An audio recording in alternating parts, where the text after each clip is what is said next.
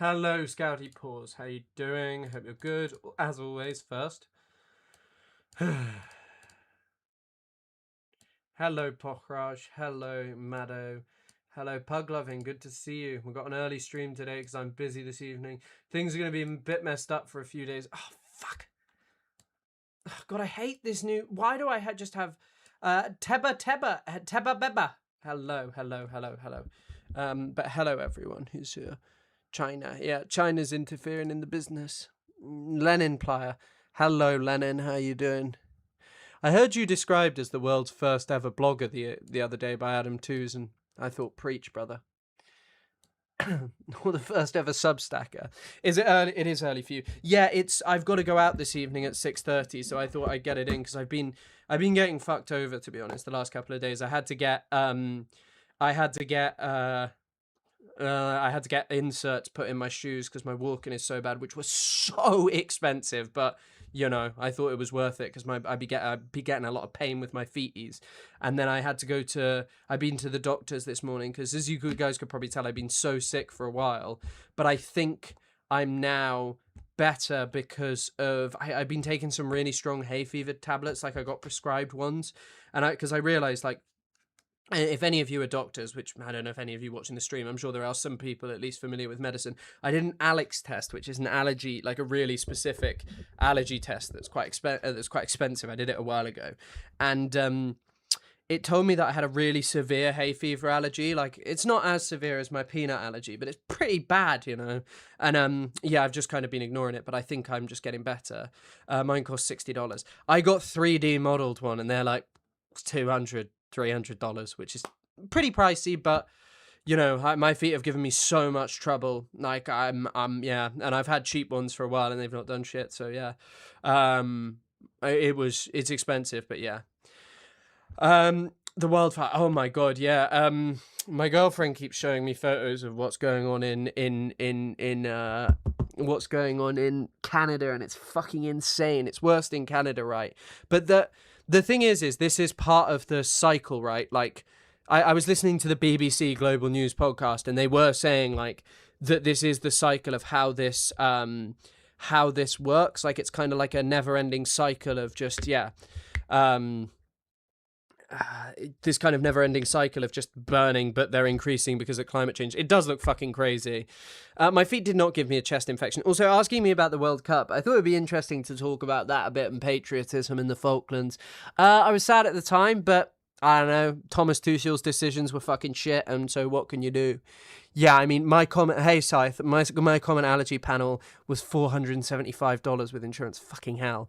Mine is a lot cheaper than that. Mine was like, my medicine's like £9, so like $15. Hardly recommend. I hope you're doing okay. I hope you're okay. I always, every time, because you got I don't know why I find it hard to remember your name, but I hope everything's okay with you. I'm worried that Iran's going to cut the internet soon again, but I don't know. I don't know whether they will. I mean, the shit that's happening right now, I feel like it's, yeah, I feel like it's just fucking terrible. Like, it's really, really, really, really out of control. Yes, the chat overlay is not active. You're right about that. Thank you. It's not. It's just I haven't got it turned on. Everything else is on, I think. You should start appearing in here soon. I don't know. Maybe? Does it need to be refreshed? Yes, there we go. Fixed it. And I know we have a new Prime Minister. We're seeing the north especially get hotter to where all the soil is super dry to cause the organic carbon compounds to combust really, really easy. I see, yeah, and I mean, we've started to get them. We never used to get them. I live in Toronto. It's terrible. A lot of it has to do with poor forest management, but by far the most important issue is climate change. Longer, drier, hotter summers, low snow coverage, plus shorter winters, meaning less snow melt, droughts. It's a huge tinderbox and takes one mistake or one lightning strike. Yeah, that is fucking crazy. I mean, it is just crazy, All of this is crazy. We're getting them more, but yeah, the world so bad from here. I can even see the haze inside. Fucking hell, Jesus, that's crazy. That is actually wild. There's some in the UK, but they're so minor in comparison to your guys.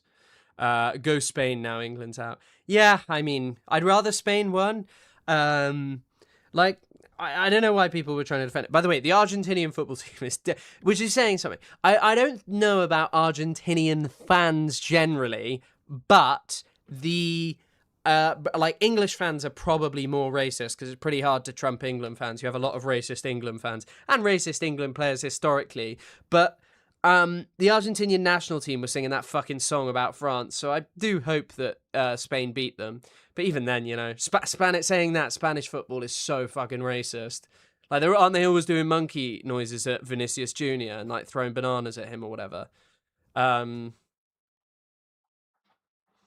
Argentina don't stand a chance against Spain. Maybe not, but the thing about Argentina is just they look hard to beat. Like, to be honest, actually, I don't even know why I'm saying that. England could have beaten them. I'm glad.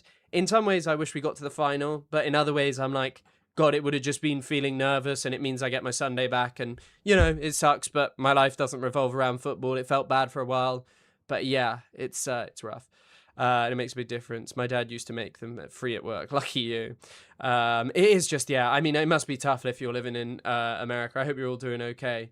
Yeah, I hope you guys are all doing all right if you're experiencing that. If you're experiencing some nice heat. I'm sure it's wonderful. Not heat, smoke, whatever. Argentina. Yeah, I was listening to that. Apparently, Argentina is, they were talking about this on ones and twos. Apparently Argentina is like the most like they pride themselves on being the most European Latin American country and such. But I don't know.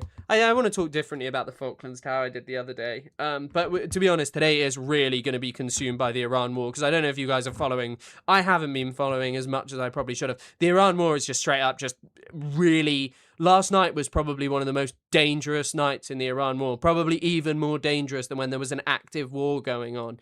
Like, this current situation is just... Yeah. I didn't know that about the Argentinian language as well. The Argentinian language is quite similar to apparently southern Italian, I think, which was quite interesting to learn a little bit about. But I didn't finish the ones and twos because I went to the doctors, and then I've kind of been on a bit of a rampage trying to get this ready. I just finished my clavicular script, so you guys, no one else's is like mine in that mine is like long, and I think you guys will enjoy it. A couple of the mods read through it, and I think it got good feedback-ish. The chant wasn't just racist, it was also transphobic, which is bad and immoral in my humble opinion. Marcus Ryan, that is going to be highlighted as comment of the week. USA is the Israel of North America. Yeah, Argentina was made through a Spanish colonialism as well, right? And the displacement of indigenous people. It's also... someone who's Argentinian might be more competent to speak about this, or someone who's an expert. You guys know Isaac knows a lot more about Latin America than I do, but and Central America, really, and South America. But there's not really a big indigenous movement like in somewhere like Peru or Mexico. It figures much like larger into the politics. But all they need to do, I know, Teba Beba, I do think one of the things about degrading Iran's abilities is, there was an article in the Financial Times, and the Financial Times is a bit of a mixed bag at times, Financial Times, in fact, but the Financial Times was saying that like locals kept reporting in Iran that the US would like be striking a missile city, and then straight after the strikes were done, there would be missiles launched from that same place. The US just cannot get into these missile cities. And so Iran maintains the key thing that it needs, which is the ability to fire missiles at the Gulf states. That's basically it. And that's what it needs. And hello, everyone who's hopping in. Has Tyler Robinson gone to prison or no? Yeah, I don't know. Does it figure largely into Brazilian politics, the indigenous peoples of it? But I guess in a lot of places there are like a big influence of indigenous politics. Like somewhere like Bolivia, right? Bolivia's really been defined by indigenous people, especially its recent politics, right? Its heavily relies on indigenous people, as its support base.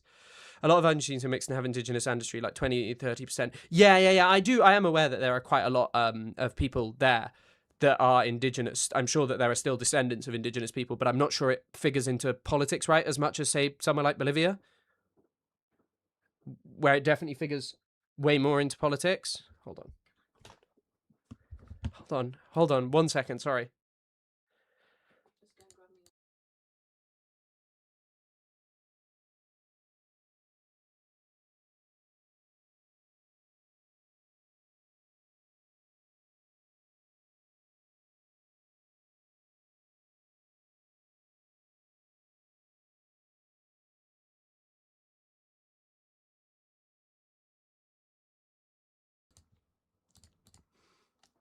Sorry about that.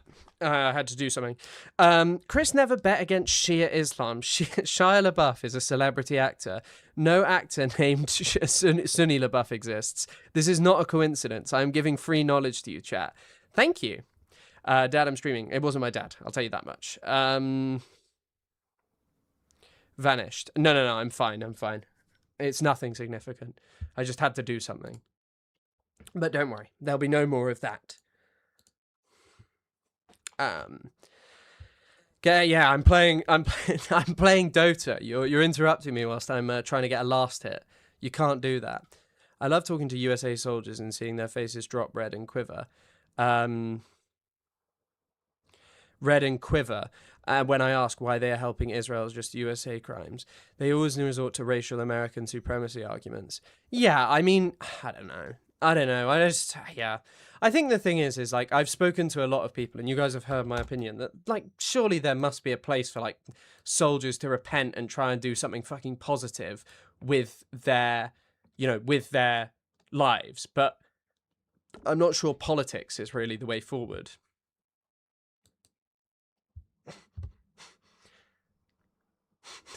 Sorry, look what I'm being recommended. Tally Smuss. How she has been subjected to a torrent of abuse. Who is this person?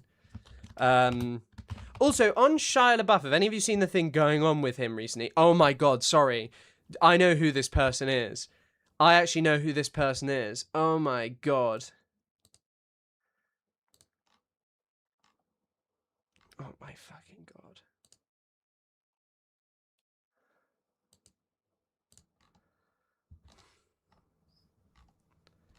Jesus Christ.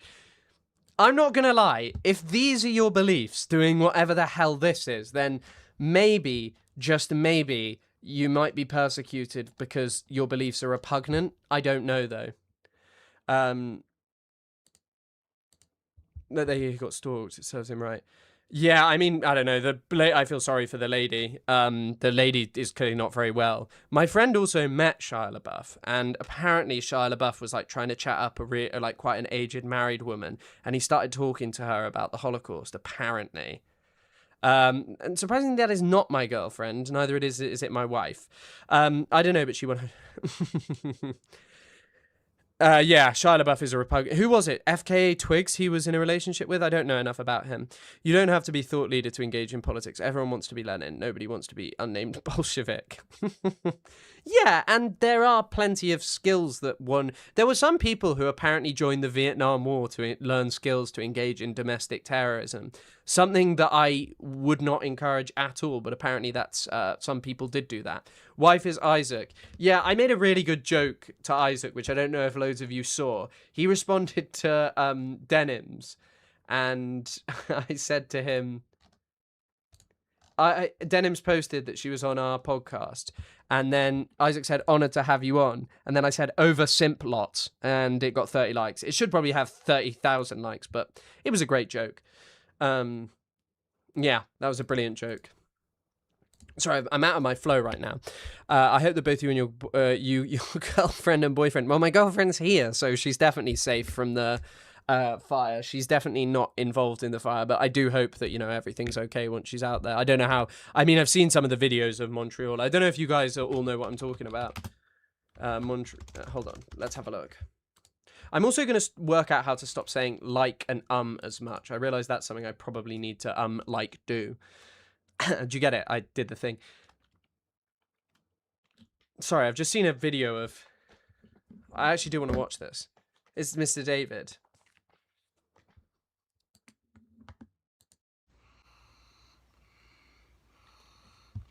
I trusted her with my heart and soul.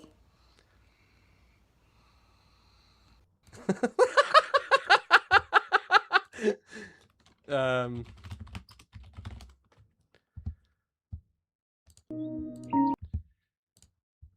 God, Montreal looks insane.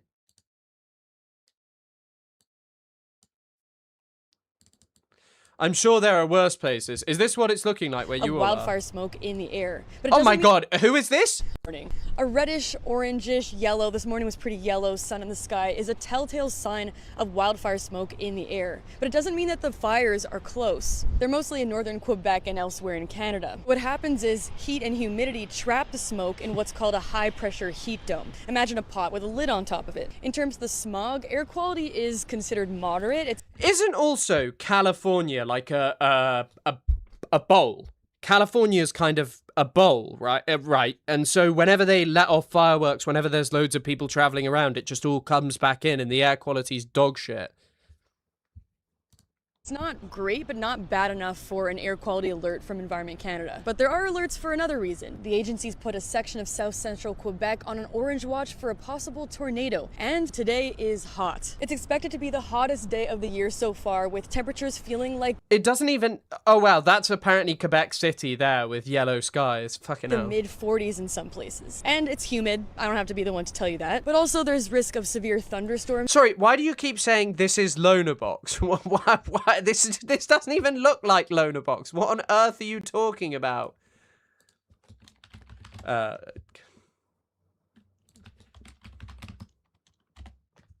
What do you think Loner Box has changed his name to Julia Israel?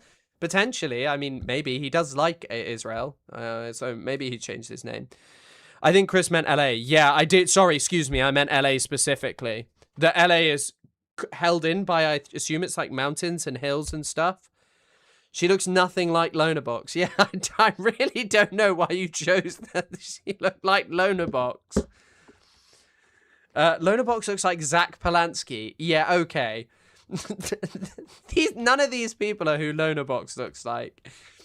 I'm going to start with Float. I don't know why. Oh.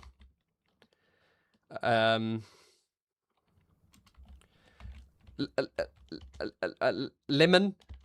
Oh my God, that's a word. Wow. Okay. Levar?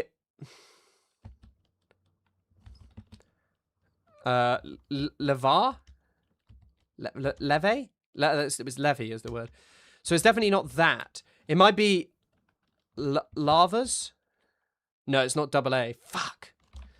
L something.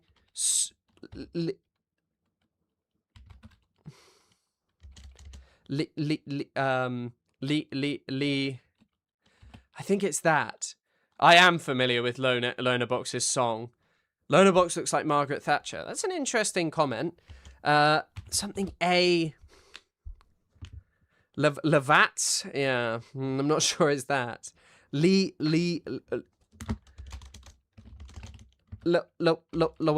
Lawap? So it has to be a vowel here that isn't A. So it's something L-U... Lucal? Is that a word? No. I should have gone for local. Oh, no, wait, I couldn't have. Luna. No, it can't be Luna. That's a good try, though. It can't be Luna. It can't be Luna. We've used the N. Luda? Luger? As in, like, the German pistol spelt incorrectly. Oh, it's legal. It's legal. You're right. It's legal. That's it. Yeah, that was a fucking hard one. I've been doing Wordle Unlimited to practice, but I sucked at that one. Loner Box is spiritually English. Yeah, I've seen how bad it is across the... I mean, to be honest, it just looks crazy. It just looks crazy. Genuinely just crazy. I don't know. It just, all of this stuff. I was...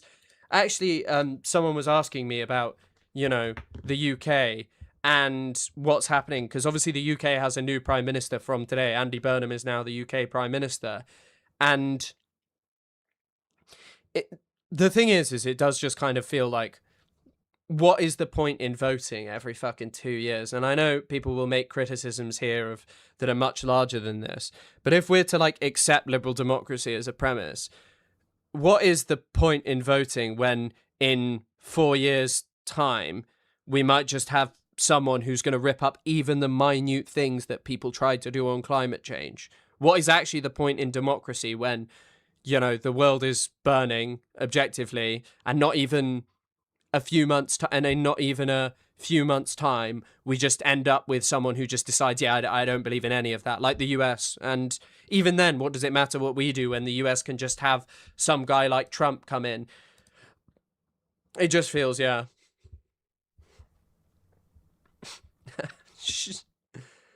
Lehman equals her.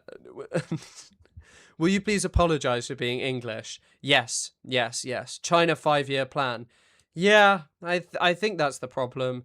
I don't know. It's kind of like this thing of Keir Starmer delivered, and I wrote about this a bit. Keir Starmer delivered on getting rid of immigration, like he reduced it, and that's probably a bad thing because of the direction that ends up going in and how far that can potentially go of having no immigration with an aging population. And by the way, I don't know if any of you know this, one of the main beneficiaries, I probably said it, but one of the only and main beneficiaries of Brexit is actually been the NHS getting in a huge amount of, a huge amount of doctors from, I think, South Asia predominantly, and Southeast Asia maybe as well, and probably Southwest Asia as well.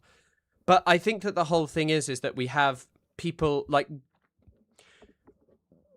we end up with this thing of like Keir Starmer doing what is asked of him, but everyone hates him because he's pathetic and weak. The only point left is to prevent people from rioting. What do you mean for democracy? Or why I should apologize for being English? Is that the question you're asking? From my understanding, yeah, it was a freezer warehouse, but it seems to have burnt down completely. But the city is taking its sweet time cleaning, and there's water lines getting contaminated. Wherein? Where are you talking about? Whereabouts you? Where's the huge freezer fire?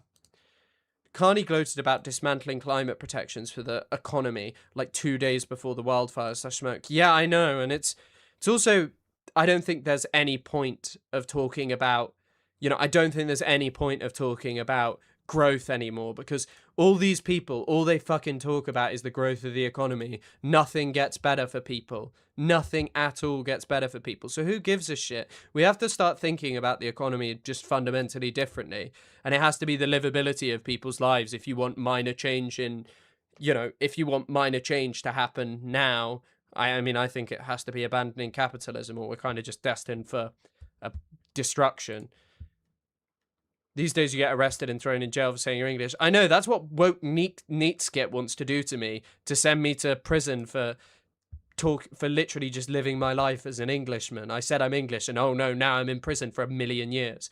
Oh, speaking of, actually, before we do the connections, there's one thing that I wanted to talk about.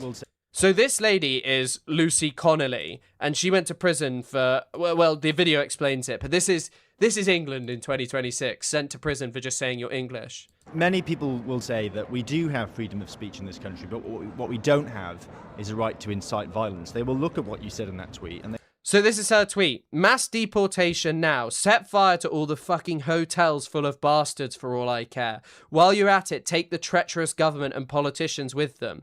I feel physically sick knowing what these families will now have to endure. If that makes me racist, so be it. It will say that very Also, look at her profile picture versus what she looks like. clearly crosses the line. I'd say to them, show me the incitement. It was very hyperbole. It said for all I care. At no point did I say to people, go out and do this. Equally, there is absolutely no evidence to suggest anybody acted on that. It wasn't up for very long. It is very clear, set fire to all the effing hotels. What is that if not an incitement to violence? For all I care. It's like saying, go and I don't care if that happens. It was a flippant comment, isn't it? It was a horrible one, but it was like there is no call to direct action. I don't know how you can describe For incitement that. to be met, there must be a call to direct action. There is no call to direct action up for very active evidence. Tweet. How do you think that you can say that this is not incitement? How do you think that that's not incitement? Imagine if you said this about anything else. Like, I'm sorry, if you said this about... Imagine if you said this about synagogues. Imagine if you said that about a synagogue. You would literally be in prison forever. And imagine if you said that about, just imagine if this tweet just said, I am white British. You go to prison forever. Just, yeah, I don't know. Right, we'll do the connections, but that's Britain today. Oh, God. Cardinal, Crane, Robin, Swan. Those are all starting with bird. Aww. I thought I was about to get that all in one. Satires. Last Dance, Farewell, Epilogue, Swan Song. These are all like things that come at the end. I really thought I got that all in one. She should be in prison more, actually. Yeah, I think there is a line with free speech, and if you're just like burn and kill minorities, I think that's probably a bit of a red card. So you think it's pinball, crane game, tokens, tickets? What the fuck? Oh, crane game. Yeah, things that you'd find at like an arcade.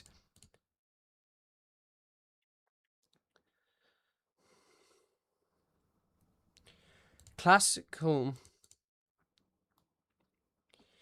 Seasons. Cardinal Classical. I do think it is bad she went to jail for that, though. Nah, I don't know. I think if you're calling to kill people, I think it's a red line. Especially if it's minorities. You need to get your staggering amount of anti-Irish, the most oppressed people, racism. Who's being racist to the Irish? Hello, Mini Funny. Tree trunk, okay. Trunk, hood. Oh, wait, I think this is spoiler. Directions, car things, it's car related things, elements. Oh wait, fuck, what? Oh no. Oh no. Fuck. Wait, it was those, that was 3? Ooh. Seasons, cardinal directions, seasons, suits. And what is it? Classical elements? 4? Oh, no, that is outrageous that it's tires. They all end in car parts. That does not, sorry, that one sits apart from those. Hood, spoiler, trunk, tires. Oh, shut up. Speaking English is a microaggression against the Irish people. Yeah, I apologise. One day I'll do my full stream in Gaelic, but we'll see. Also, in memory of Drac, we should check out how the Dow is doing. The Dow's not actually doing as bad as I thought it would be, which is kind of surprising. Why is the stock market doing well? What the fuck? This is the whole problem of anyone who tells you that they really understand the stock market. None of it makes fucking sense. Bethesda. Something's happening with Bethesda.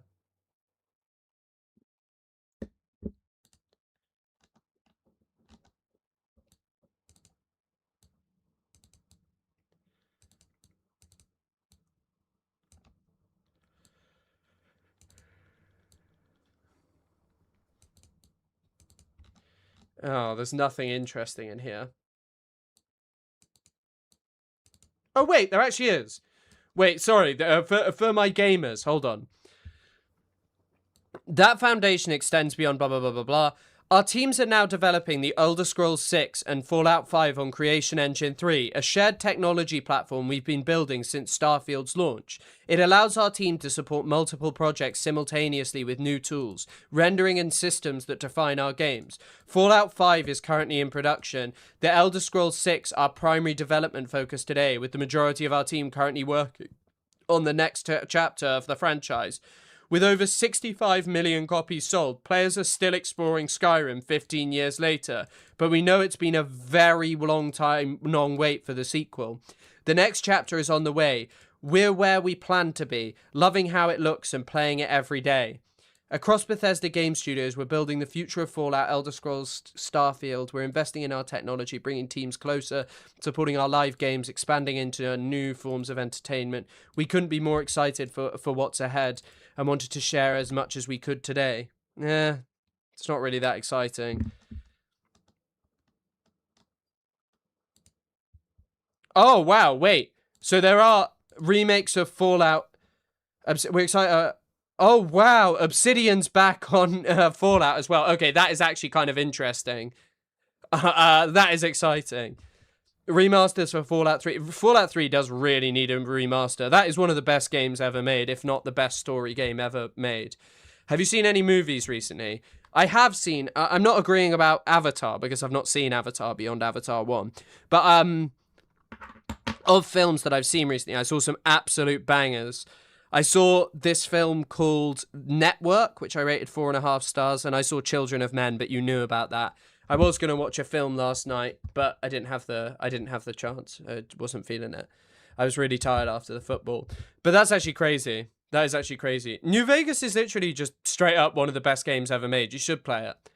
I can't play Fallout 3 for 5 minutes before it crashes. Yeah, I've heard that Fallout 3 is like that. I've never played it. I'm at the coast for the weekend. Weehoo. Enjoy it, Piddle Puddin'. Network is goated. Network was goated. Network was an incredible film. Yeah, you do have to play New Vegas.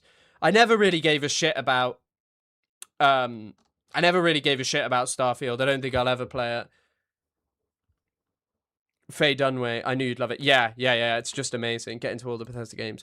Only ones that come out contemporarily. I mean, I bought it and I regretted it. I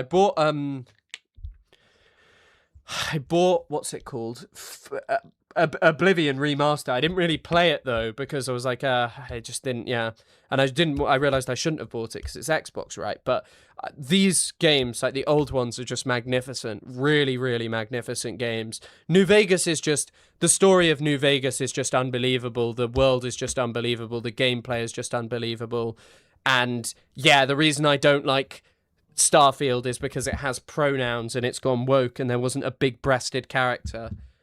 Oblivion and Morrowind, you clearly never enjoyed the quests in Oblivion are some of the best games, the best quests in any video game. The Dark Brotherhood one where you have to kill all those people at the party is just unbelievable. I actually probably should replay the remaster because I bought it and I can't refund it. So yeah. I played Starfield and dropped it. Do not come, Platner. Did any of you see that tweet that was like, it said... Someone posted like free plant, that there was like someone giving away a planter and they said free planter and they said like Mainers are tired. But yeah, I'm gassed up for a lot of these games. I've got to be honest. I think they're really, really exciting. How I obtain them, I don't know. I'll have to look into that. I'll be purchasing them definitely. I'll never get over the fact that they made... To be honest though, there is something to be said about time limits creating really amazing things. If you look at Breaking Bad is so incredibly tight for a show in comparison to Pluribus. Pluribus is fantastic, but there's such an interesting aspect of whether the form is what makes Breaking Bad so fantastic and just one of the best series ever made. I've been rewatching clips of it, and I'm like, God, I really, really want to rewatch that. And Game of Thrones. I've only seen Game of Thrones once, where I've seen Breaking Bad like 2 times. If you are anti-Italian, why is it? Oh yeah, because Kaisar's wicked in the game. Morrowind is excellent. Never played it. Have I read Children of Men? Nah, I've not. Elder Scrolls 6 could be shit. By the way, I really, really loved Pluribus. I thought Pluribus was brilliant. Pluribus has not had the same success as Breaking Bad, but then again, if you judge Breaking Bad off one season, it's kind of tough. I just mean how I kind of worry about this with, what's the other great show that came out? The Severance. Severance is brilliant, but just having to wait. I started watching Severance at the 2nd season coming out in 2024. When is even the new season gonna come out? And then Pluribus's new season's not for 2-3 years. I don't know. Watch A Night of the Seven Kingdoms. I've seen A Night of the Seven Kingdoms is also such an incredibly well-made show for how tight it is, but I do think that actually made you want more. The writer of Network was an ardent Zionist, such that Vanessa Rogers was meant to have Faye Dunaway's part and blocked her from casting. Really? where they have the black doing a reality show is fucking genius. Also, the writer of Network was... I didn't know that. I didn't know that they were an ardent Zionist. That's so interesting. Thank you for letting me know. A bit more of a cerebral plot. Yeah. I think that's the thing, though, Jules, and I think this is the thing that probably is the worry of, like, you can make a TV show, and when you're given too much freedom, I worry that you end up fucking it up, whereas, like, Breaking Bad, there are no bits of Breaking Bad that's like, God, I hate this episode. Even The Fly is pretty good as a bottle episode, because if the point of a bottle episode is it progresses the plot massively, it really does progress the plot. Did you play Baldur's Gate? No, I haven't. I've still not seen House of the Dragon. The new season does look really good, though. We were meant to, me and my girlfriend's already seen season 1 and 2, and so she's watching it on her own. We were kind of meant to catch up to the House of the Dragon series. We were meant to catch up with House of the Dragon, and we just didn't because we watched Twin Peaks instead, which I have absolutely no regrets about. It's great. Season 2, it loses the plot. I still think there were great parts of season 2, but you are right. Season 1 of Severance, especially that final episode of season 1, is like some of the best television ever made. Although saying that, I did actually really, really think that some of the episodes of House of the Dragon were up there with the best episodes of Game of Thrones. Of course, the Reigns of Castamere is just magnificent because it like comes so out of left field and you're just not expecting it. The Red Wedding episode, but the episode of Night of the Seven Kingdoms where he's like, "Are there no true knights amongst you?" That is really good, really, really, really good. Season 3 is easily better than season 2. I haven't been a huge TV... Twin Peaks was so goated. Even some people talk about the dip in Twin Peaks, and you can kind of sense it. Like, what are some of those plots? The plot with Andy, that guy called Dick, who's like British. That's an odd plot, I will say. And I think it's not necessarily as good, but I enjoyed the end of it. And I really enjoyed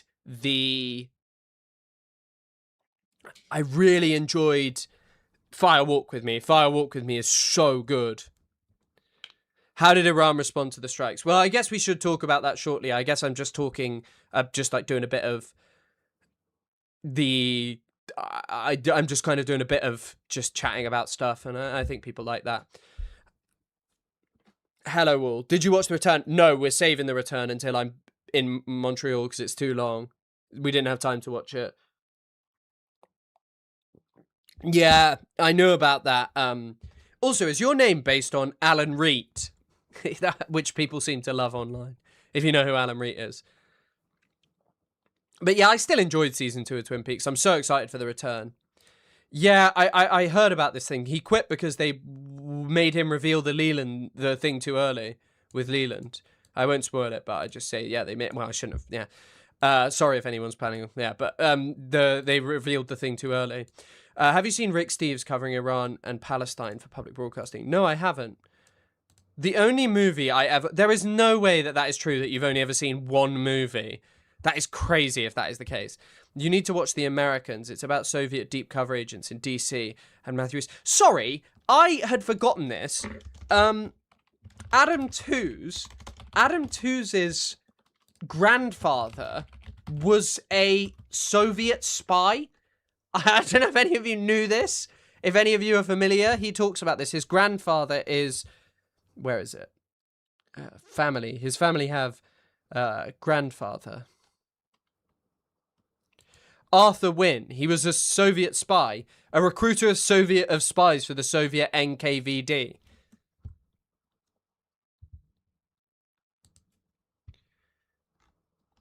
God, they're getting a diamond and gold encrusted ring if you win the World Cup this year. So fucking tacky.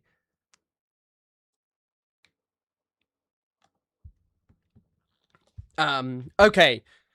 I saw two. They're both French and black and white. Are you going to live in Montreal? I don't know. I don't know. I'm not sure.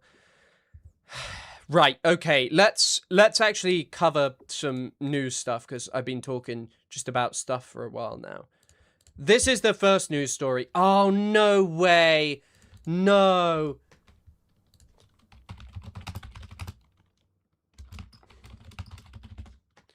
Jonah Platt created one of the greatest tweets I've ever seen. Here it is. Wait.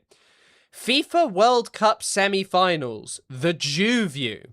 4 countries left. One question that actually matters. Who should Jews root for? A completely objective, deeply petty, historically rigorous ranking. And then it basically just lists all of the stuff going on here. And things that they like. And so France gets a 4 out of 10. Spain gets a 1.5 out of 10 because they probably are supporting Palestine now. Government going for Western Europe's gold medal. England gets 3 out of 10 for expelling all the Jewish people, creating blood libel. That's fair.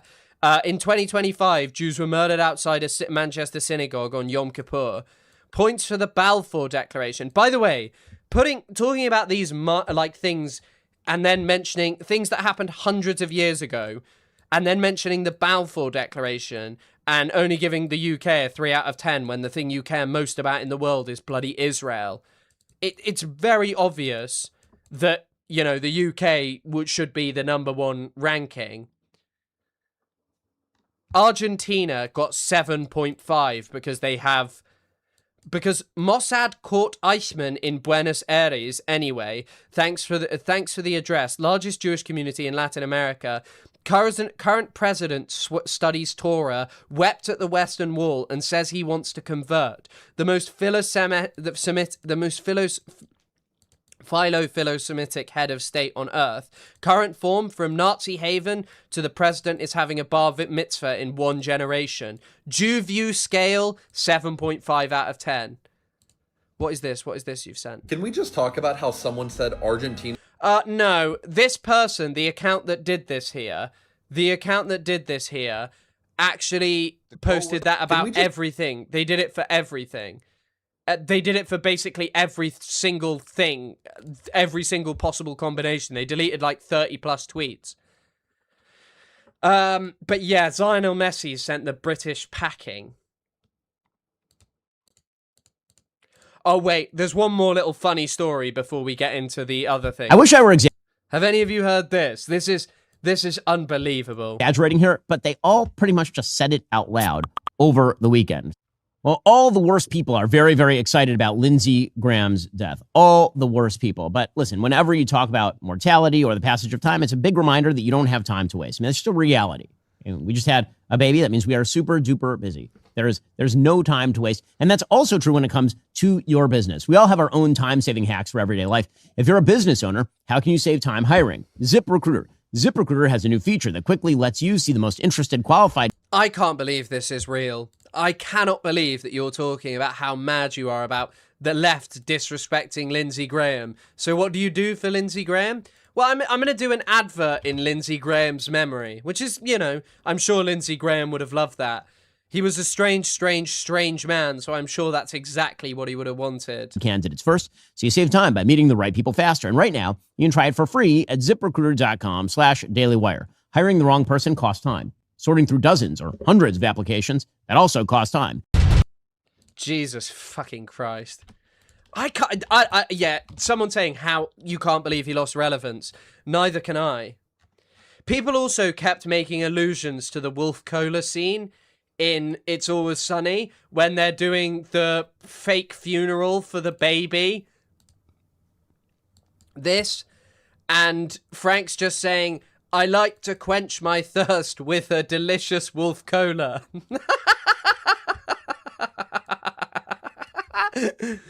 Imagine if he'd had like Ben Shapiro should have played fully into the bit and had just a big photo of Lindsey Graham. How did he get relevance though? Big question. Big question.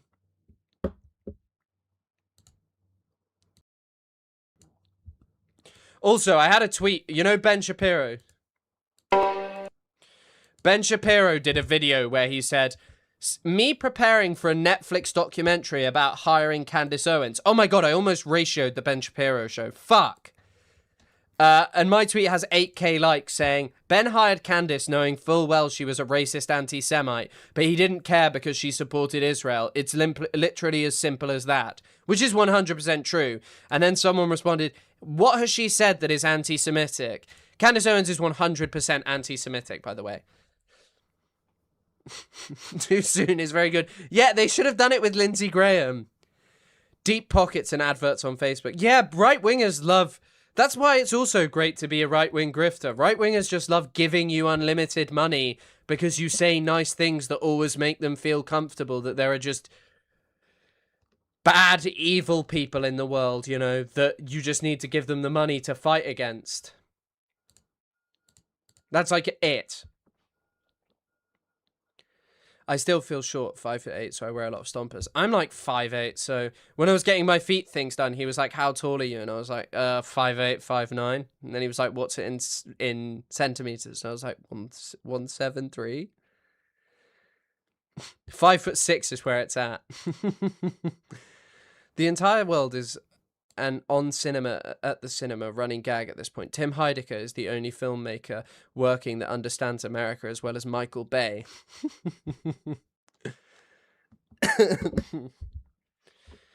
It was good. She said people only cared because it started affecting things outside of Germany. Well, Candace Owens also held up The Talmudic Jew, which is literally a book by a guy called August Röhling, who was so anti-Semitic that even other anti-Semites at the time were like, cool it with the anti-Semitism, Mr. Röhling. Apparently his anti-Semitism was not respected. But yeah, she's, Candace Owens is definitely anti-Semitic, by the way. She's a racist as well, but, you know, just a bigot. The air is essentially like a program. Yeah, bro, you ain't even need to put tobacco in that thing. I'm 6 foot tall. You're a half grown. Exit, you're on a final warning. Oh yeah, shit. There's also a fucking update with this. The main lady, the main ice shooting.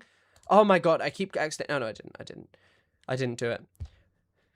Ashley Brulliette told the Portland Press Herald in a phone interview Thursday afternoon that her ex-husband called admitting to shooting and defending his actions. The Press Herald reviewed a screenshot of incoming calls Ashley Brulliette received from her ex-husband's current wife's Facebook account on Wednesday. He was asking me to lie for him and to cover for his character, Ashley said. I told him that I was not going to lie for him, and then he tried to say that it was a justified shooting because the guy tried to hit him with the car. She said she has seen videos of Brulliette on the scene of the shooting and confirmed that was him on scene, telling him, nowhere in there does it show this man charged at you with the car. In his head, it's justified. He's unusually calm about it. Yeah, because he knows he's going to get off with it. He knows he's going to get off with it because the US government will be like, yeah, actually, this guy did a really good job shooting an innocent father. You know, he was one of the best shooters of innocent fathers.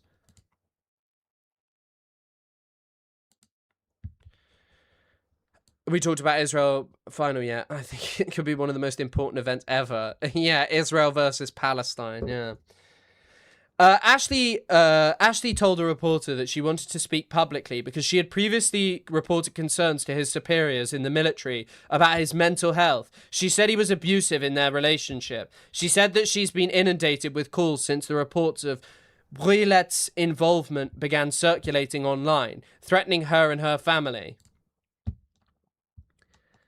And felt the need to drop by. Yeah, we collab with Cav. You missed it, Exit. It's still available, I think. I've still got it up on there. Trying to justify your ex-wife is certainly something. Well, he clearly just wanted a character reference from her that would have tried to, you know, basically exonerate him. Which is, yeah.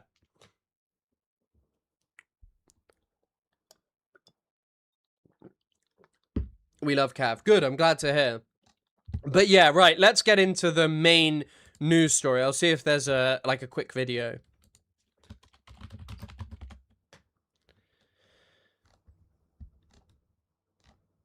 Are these all... I'm gonna have to go on Fox News. Fox News is about the only person who's talking about this consistently or showing this consistently, which is, yeah.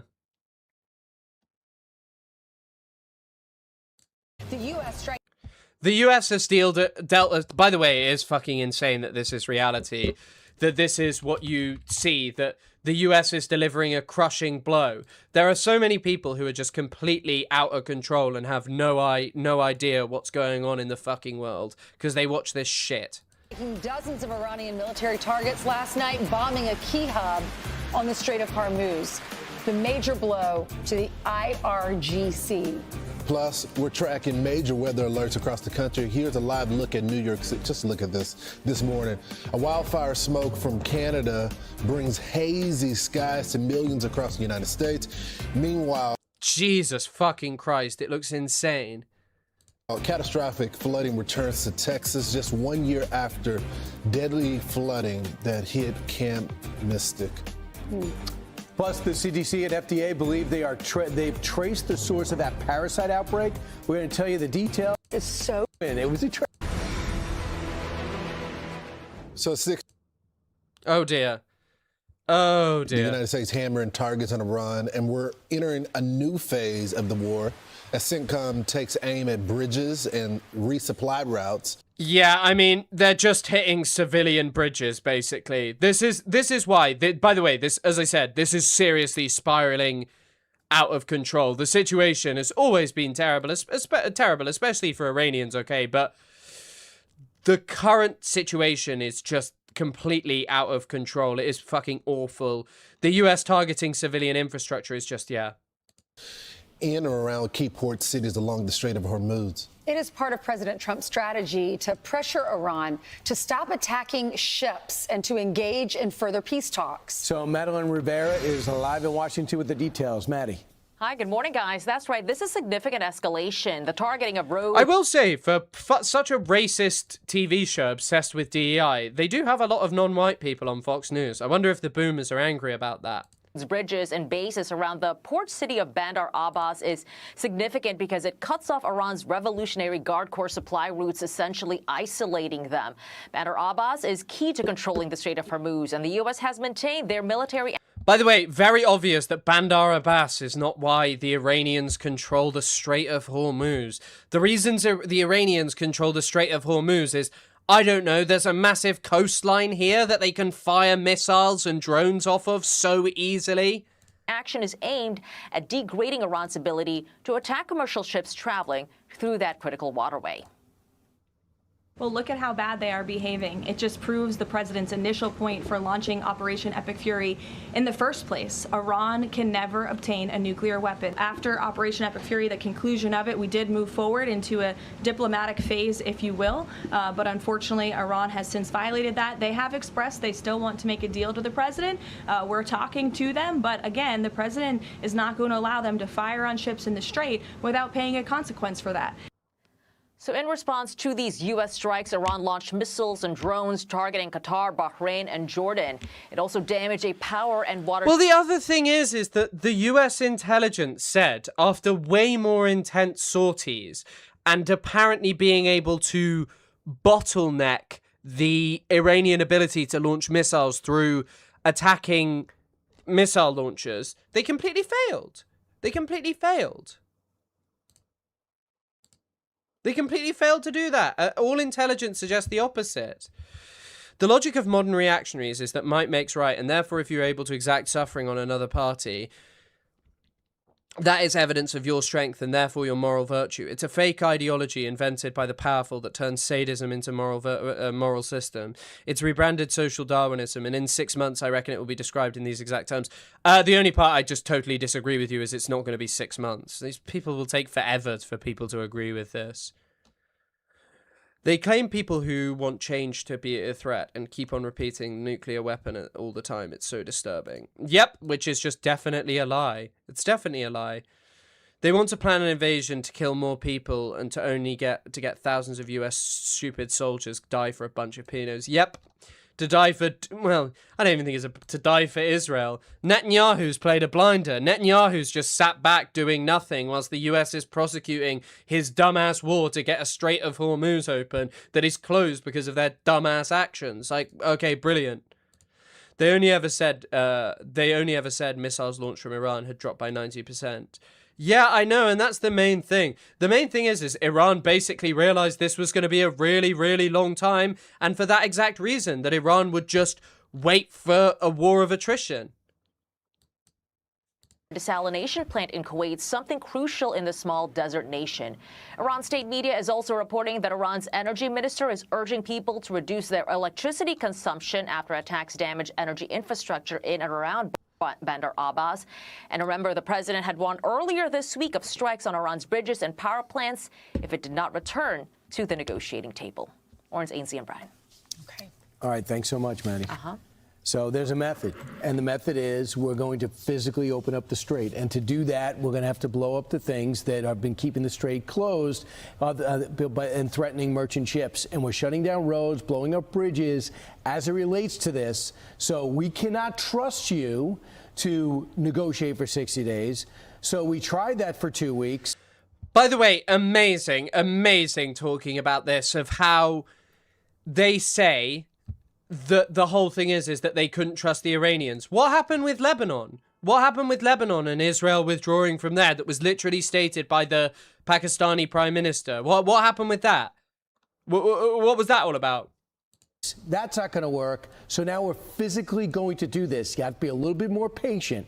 And if you want to know how effective we've been so far, think about the fact that they are now threatening us, saying we're going to activate the Houthi rebels to shut down the Red Sea, which is 7% of oil transfer, energy transfer, if you continue to do this. And so far, they also said if you blow up power plants, we'll do that too. And there is some activity in Yemen where the Houthis are located.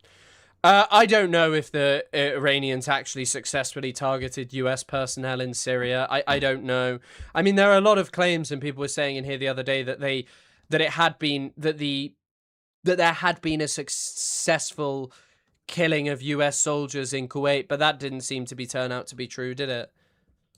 The shows they're prepared to do something, but keep in mind, one of the first things President Trump did, remember the whole signal chat thing? That was in response to an offensive against the Houthis to stop them from shutting down the Red Sea. Do they remember that? So we were told, Ainsley, initially that, when it came to the Houthis, that Israel was. Wow, Knox, thank you so much for 12 months. Thank you for supporting the channel. Goated. Thank you so much. Incredibly kind. Not to derail, but there is an update to Frogan's case in which she is fighting her case against Ethan. I now have a gold Labubu, burgers and Labubus. Indeed you do. Thank you for anyone who becomes a member and supports the channel as always. But yeah, I saw the update to Frogan's case. I guess I haven't talked about it. Maybe we will. It's just going to be a bit of a tighter stream. Maybe we'll talk about that tomorrow. But we'll see. The problem that Israel was going on their territory. I hope they get involved so we can eliminate them as well. All of these bad actors are all connected with Iran. There was some activity also in Kuwait as well. They're not just trying to hit our bases, but by the way, this is actually crazy propaganda saying there was some activity. It looks like Iran scored some pretty significant hits. In our Gulf allies, I hope to see them get involved at some point. Here's Qatar yesterday. Exactly. Here's Caroline Levitt. The reason, and this is important for the American people to understand, the reason for the recent strikes over the course of the last several days is because Iran violated the Memorandum of Understanding that we struck with them. Specifically, in the Memorandum of Understanding that they signed, they were not to fire on commercial vessels moving through the Strait of Hormuz. And unfortunately, the major problem is that what was the expectation of the Iranians? Like, what actually was? The U.S. didn't unfreeze assets. They did the sanctions waiver, but the oil sanctions waiver, but that was a bit shaky. They totally disregarded the Lebanon deal. As I said, they were moving more assets, and they were telling commercial vessels to disregard Iran's instructions. So what is this? Like, genuinely, what is this? What you didn't violate it? What happened with America bombing Iran twice during the talks? Well, they're allowed to do that. That's what you've got to understand. It's like how, Israel is really the party for peace when they're still not upholding any of that ceasefire, and Hamas is literally just sat doing nothing. They have made the tragic decision for them to do that. And President Trump is not going to sit by and allow these active acts of terrorism to take place in the Strait without ensuring Iran pays consequences for that. And that's what we are witnessing right now. So she's saying this is the punishment for violating the MOU. You want to tell us about this map, Brian? So here's the Bandar Abbas area where they're launching a lot of their drones and rockets from. So we said, okay, we know exactly where it's coming from. We've been watching. We got eyes in the sky. So we've been taking that out. By the way, it's so interesting what you were saying earlier, woke Neekskit, about what this actually is. It's literally just been these people talking about how epic they're doing because they're blowing stuff up and telling you how amazing the US military is. And it's just, ugh. Blowing that up. And they have not shot at one ship in 3 days now. Now, the question is, can we get the merchant ships to go through knowing they got insurance? Right. Because right now there's been 13 on Wednesday. I didn't see the numbers on Thursday. But we got to. By the way, I think it was 6 ships went through the Strait of Hormuz. 6 ships. Get that number up to 50. 25 tankers at least, and then various other fertilizer and natural gas, whatever it takes. But we got to get that number up at least 25 to 50 for the price of oil to go back down, because now it's about, they say gas right now is $3.85, and a barrel of oil is $84. We need it around 70. Well, we have hit 2,000 targets in the last few days. Yeah, it's $82 apparently for the Brent crude right now. Along Iran's state-run electrical grid. That's putting a strain on the country's power grid. In addition, we have also expanded our airstrike campaign by increasingly hitting these bridges. And what do you Jerry, don't worry. We're literally just getting into it. But basically, the Iran war is just escalating really badly, really, really badly. It's just, yeah, it's straight up just the most dangerous period. And Fox News aren't talking about it because they're not willing to talk about this. You guys make of the Houthis possibly being involved in this? Because Iran has asked the Houthi terrorists, as we've been talking about this morning, to prepare to close a critical part of the Red Sea, this gateway called Bab. Called Bob. Wait, we'll put that back. I do think one of the things is this could just be saber rattling, because it would be unbelievably dangerous if the Houthis. La boo-boo. If the Houthis actually did close it, but... Hey, Terra Trove, Terra, thank you for the $2. Just a reminder that the war itself is illegal. Yeah, indeed it is. Indeed it is. But don't worry, Fox News tell us otherwise. It's actually sick when the America bombs power plants and stuff. Also, am I lagging a bit? To close a critical part of the Red Sea, this gateway called Bab el-Mandab Strait, if the U.S. attacks Iran's power infrastructure. It's kind of like what I was alluding to earlier, and Brian, I don't know if you agree. I wish they would get involved so we can stop pretending that they haven't been involved to begin with. It's all Iran. Now, of course, they focus most of their firepower on Israel, but this is the same organization. Whether you're talking about Hamas, the Houthis, Hezbollah, all of it leads to Iran. So let's put them all on the level playing field. Let's use our military, and let's get Israel back in the game. Now, they've been... Let's get Israel back in the game. Let's get Israel back in the game. Jesus fucking Christ. It is amazing. Thank you, my proud American news show that's just telling me about Israel news. Delay because they understand with the president, they understand the political climate, and they've listened to the president and been hands off. But, La boo-boo. Oh. Elephant fish. Thank you for the 50 NOK. Thank you for supporting the channel as always. A friendly reminder that there is a future US vet pushing the button on every single one of those explosions for what you get for when you get that people change feeling. Yep, 100%. 100%. That's just blowing up Iranian civilian infrastructure. Sucks. We talk about munitions and what we need.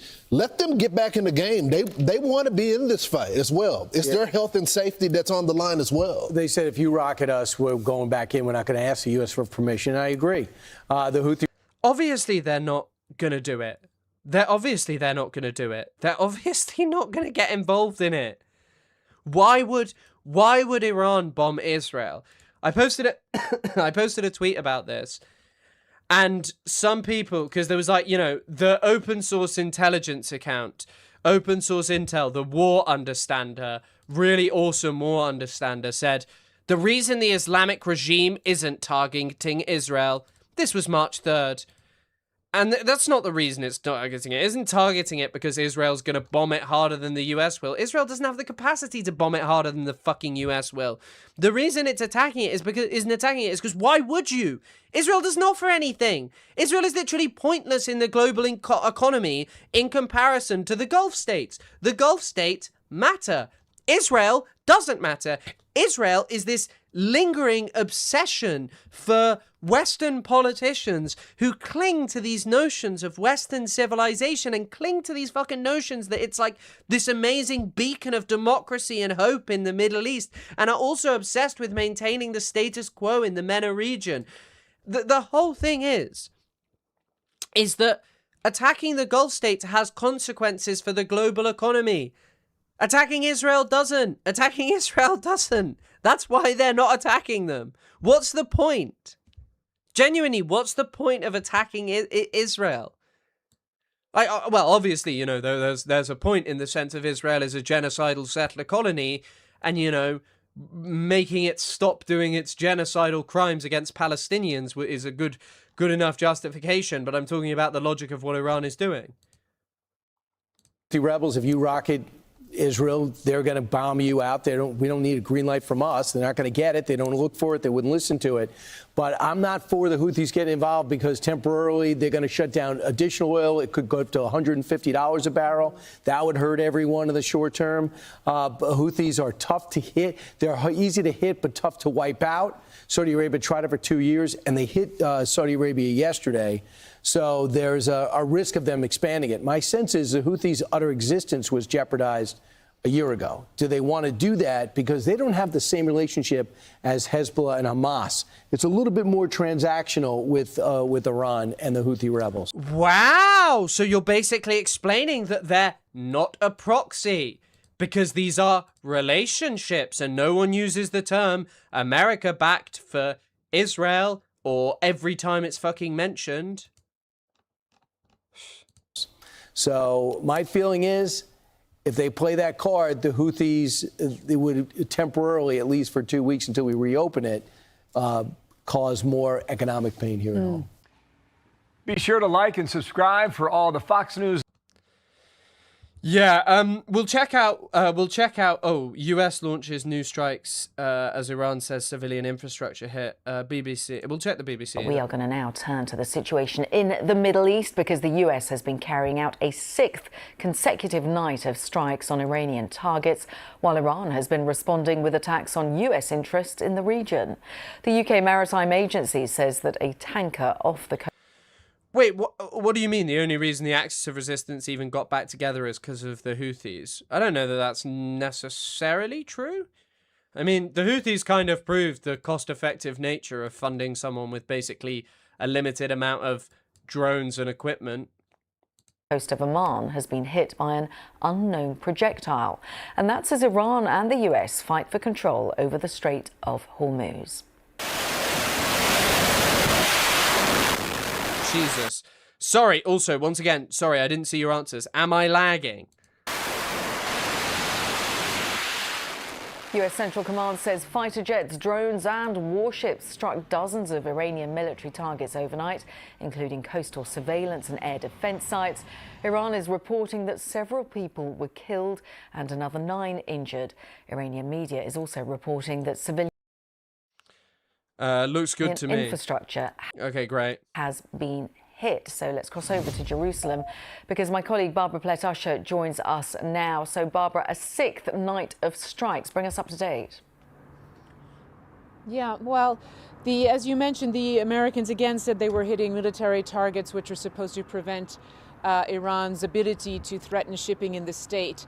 The Iranians have come back, though, and talked about several areas of civilian infrastructure that they say have been hit, including 5 bridges, an airport, and a railway station, and that 8 people were killed in these attacks. The U.S. has not commented on these allegations. The Iranians are also saying the health... Yeah, you are right, actually, that I mean, to be honest, Hezbollah were literally at the brink of collapse, it seemed, from the outside. Also, by the way, a tanker, Strait of Hormuz, a tanker was struck by an unidentified projectile 19 nautical miles east of Khasab, Oman, at around 6:10 p.m. Eastern Time on Thursday, July 16th, according to UK MTO. The vessel sustained minor structural damage to its port side. All crew members are safe and accounted for. No environmental impact was reported. The tanker is reportedly still continuing to its next port of call. Health Ministry saying at least 38 people and more than 400 have been killed and more than 400 injured since this escalation started last week. As far as And no, I don't know Kelsey Warren. I don't know who that is. How come? I'm just looking at apparently some American billionaire up to no good in Ireland. As retaliation goes, we've been seeing reports that the Iranians again targeted Kuwait, Bahrain and Jordan, that is U.S. military facilities in these countries. They say that they fired at radar systems in Oman, and the Qataris are also saying that they intercepted incoming fire this morning, although a child was injured in falling debris. For the first time, Iranians are saying that they hit what they call a U.S. Special Operations Center in Syria, in Al-Tanf. And they said that this is in retaliation for the killing of 7 Iranian soldiers in Iran during the past back and forth with U.S. over the past week. Having said that, the U.S. military did say in February that it had withdrawn from this particular base. And then just a quick update on the blockade. The Americans have been imposing this naval blockade on Iran, and they say that they have boarded one vessel that was allegedly trying to... Oh, the only point about the Hezbollah that I didn't complete, apologies. The only point about Hezbollah was literally just that they managed to, fight against Israel and managed to cause damage and issues for the Israelis because of, the FPVs. Allegedly trying to breach the blockade, and they redirected 3 commercial vessels that were trying to run the blockade. So they have really clamped down on Iran's ability to export oil, and the number of ships flowing through the strait at this point has gone down to a real trickle, like I think 3 yesterday.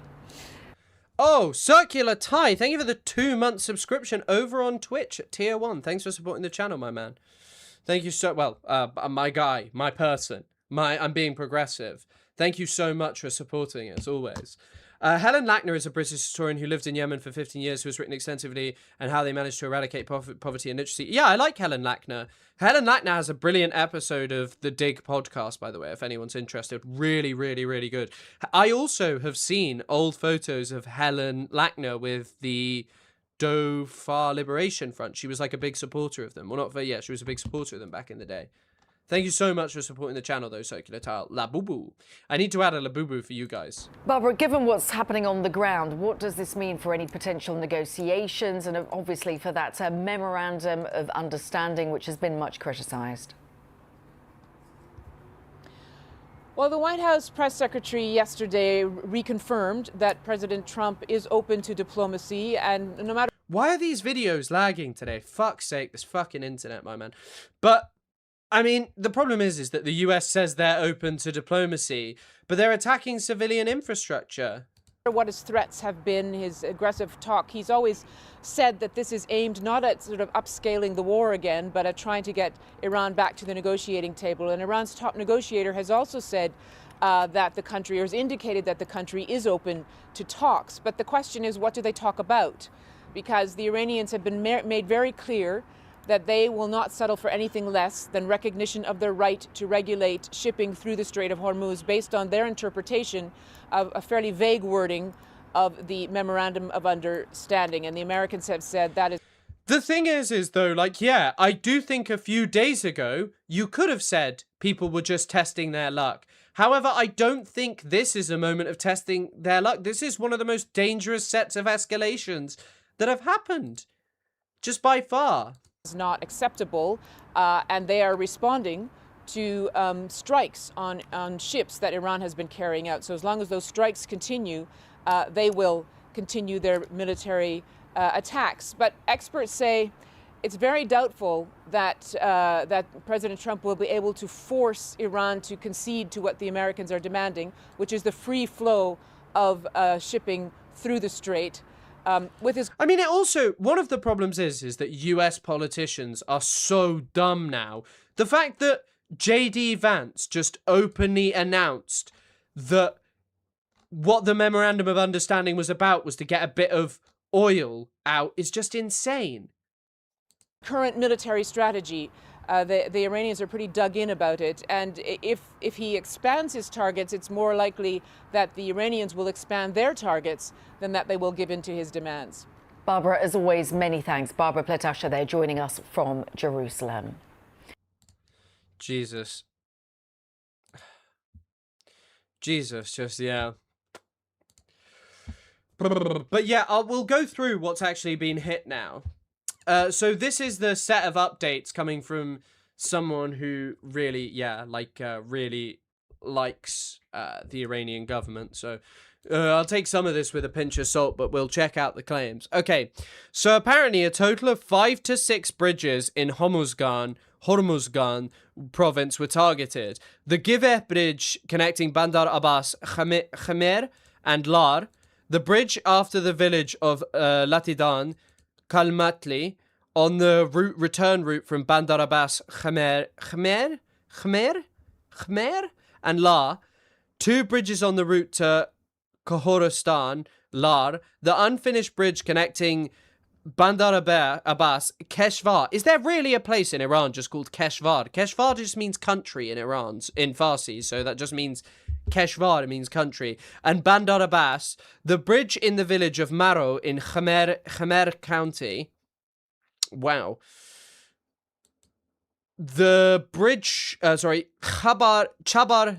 The bridge in the village of we read that. Chabar Maritime Tower was targeted again and destroyed by the US. A railway station west of Bandar Abbas. A civilian airport in Iran Shah, southeastern Iran. Crazy. No, don't even joke about me being an IRGC agent. Keir Starmer will fucking arrest me. Notice how Iranians are hitting military targets. Well, apparently some civilians have been injured in Gulf states, but it's not quite clear as to how that happened. It normally happens from interceptions is what causes it. Wait, hold on.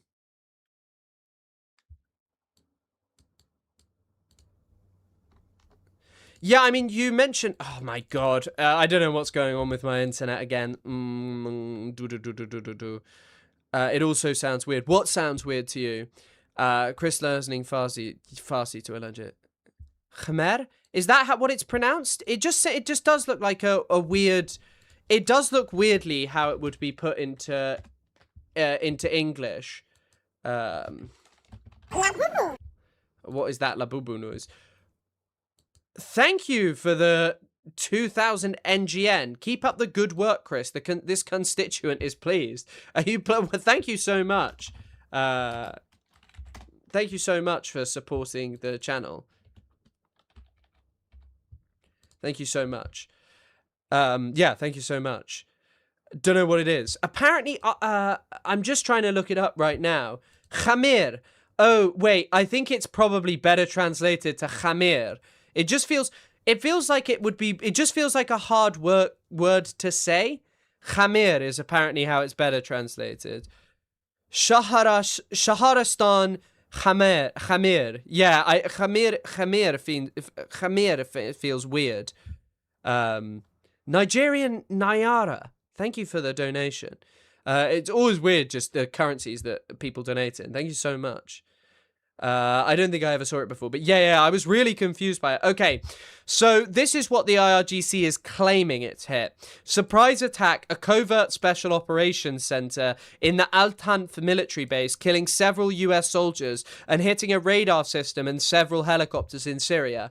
Now, that sounds a little odd, especially because this, like, Egypt Intel Observer, it's an observer account, okay, claims here that Iran's IRGC claimed it carried out a surprise attack on the US-led coalition's special operations headquarters at Al-Tanf in southern Syria, alleging it destroyed a radar system, several special operations helicopters, and killed numerous US troops. That claim is questionable, however, as US forces withdrew from Al-Tanf in February of 2026 and handed the base over to the Syrian Arab Army. The remaining US contingent relocated across the border to Tower 22 in Jordan. Okay, so apparently that's based on Wall Street Journal reporting as well. So I don't know the answer to that question. I really don't know the answer to that question. I actually really don't know the answer, I'm afraid. But yeah, it could well be true. I mean, also, by the way, looking at satellite imagery is the best way to confirm this. So this is a place that's been hit. So yesterday, Iran launched a wave of OW one-way attack drones targeting Erbil in Iraqi Kurdistan. Today, newly released Sentinel-2L satellite imagery appears to show a completely burned area with smoke still rising.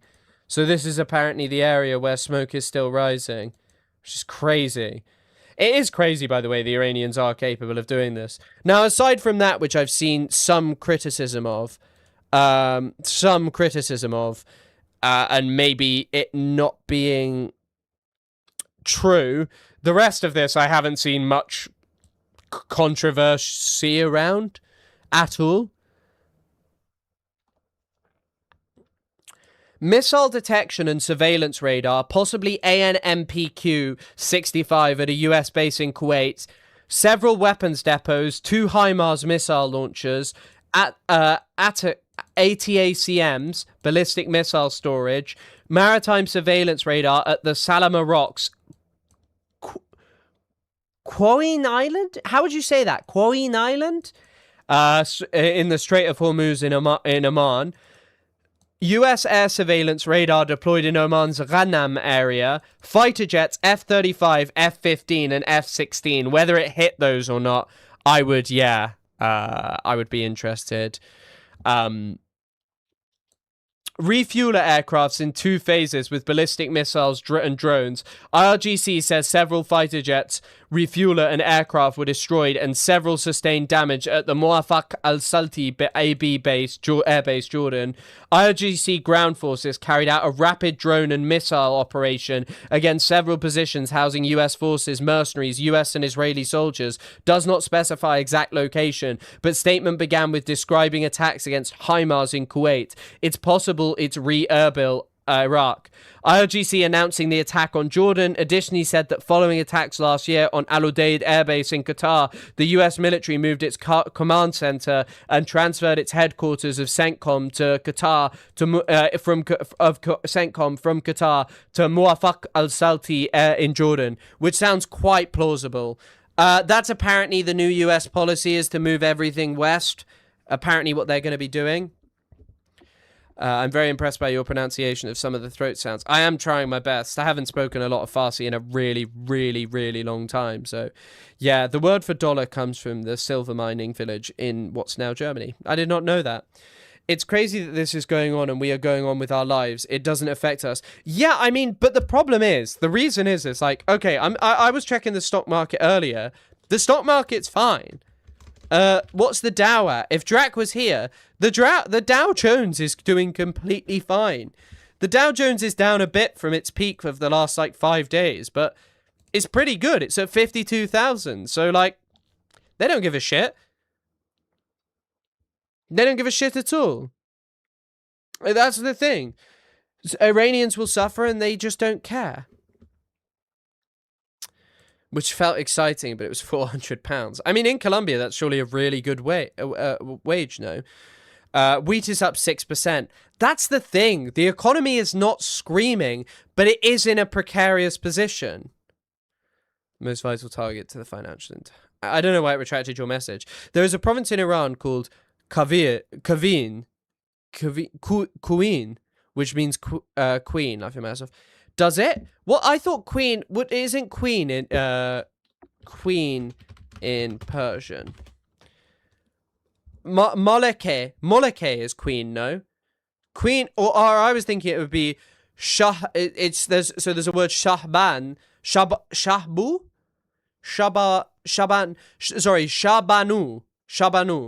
and apparently Vizier can also mean queen, but I wouldn't trust Google Translate there. Is being artificially manipulated in a number of different ways. Yeah, but the thing is they can't jawbone it.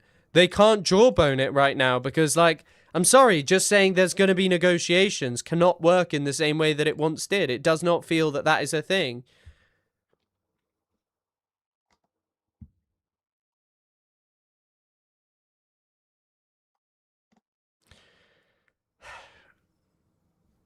Oh, apparently there's a potential tsunami in Mexico as well. U.S. tsunami warning system. Tsunami threat after magnitude 7.4 earthquake near the coast of Chiapas, Mexico.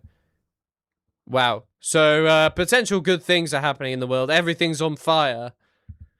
But yeah, I mean, this is just, by the way, all of this stuff is just the biggest worry possible. Like, this is just all the worst situation imaginable. Maleke. Yeah. Because Malek is like ruler, right? But yeah, so here's another image of damage at a Jordanian airbase from Mencho Asint, talking about potential damage at least to a Jordanian airbase. So this is a newly built facility in May 2026. This is the King Faisal airbase, Al Jafra, Jordan. I don't have any friends in Jordan at the moment anymore, so we'll have to see. I haven't heard anything about what's going on in Jordan. Hold on, this probably requires a zoom in.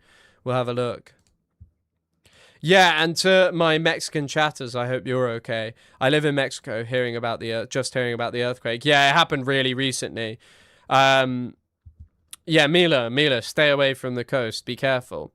Everything is on fire. Millions of innocents suffer, so 100 white men can own 5 more yachts.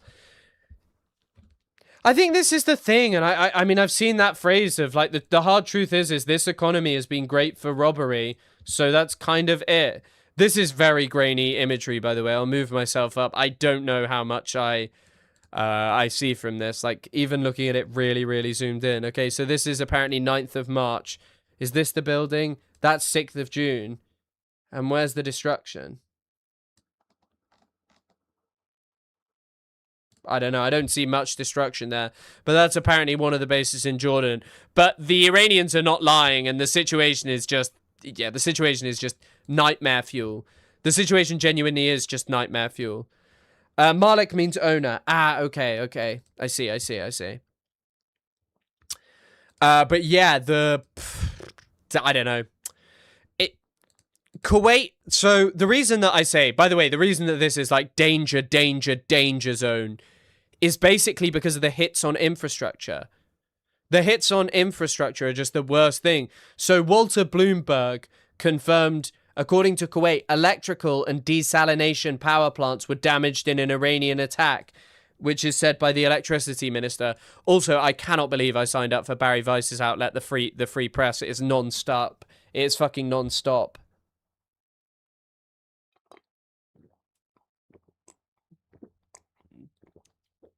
No, hardly recommend is Iranian, so he's Iranian, so he was telling me what it means in Farsi, which is what I'd be closer to. So it probably just has a slightly different meaning. We got a 1 in 100 year flooding that killed tens of children. The same area is flooding, just as bad. Whereabouts? Also in Mexico, or just in the US, or in whereabouts? I mean, just this is just, yeah. So Kuwait says electrical and desalination power plant damaged in Iranian attack. The Gulf is so much more reliant on desalination facilities than the Iranians are. And this is the major issue.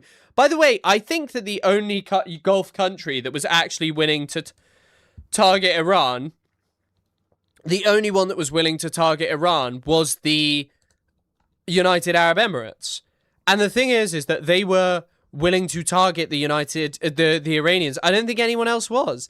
And I think that the reason that they weren't willing to target them is because it's fucking pointless. They are going to be pissed, and no doubt they're going to be pushing with Egypt. I've heard that Egypt is country that's really trying to Marcus Ryan, I'm going to delete that. No specific things like that. So do not post that again. I appreciate I appreciate why people are saying that she has blood on her hands, but do not post stuff like that. Yeah, do not post stuff like that.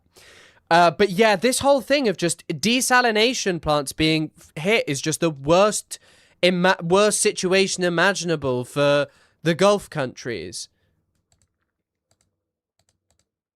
And apparently these are hits in... So satellite imagery from July 16th shows 3 buildings completely destroyed at the Zayed military city in Abu Dhabi, UAE. By the way, interceptors are not an unlimited thing. It's also a situation in which the Iranians are...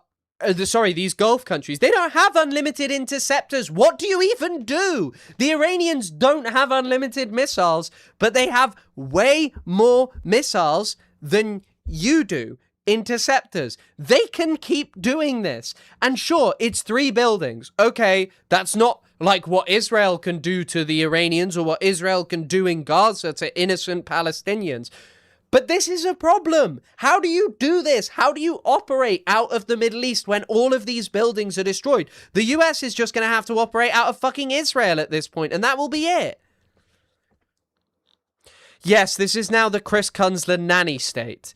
I'm sorry, Mark. I miss even the... This is how they knew that the revolution was coming to an end. Even the Chris constituent members are in trouble. In Riyadh, Saudi Arabia, where 9 million people literally depend on desalination facility in the east of the country, if it is destroyed, yep. And also, you know, we've been talking about the idea of Dubai. There are definitely people still visiting and in Dubai. You hit a desalination facility, chaos all over the Middle East.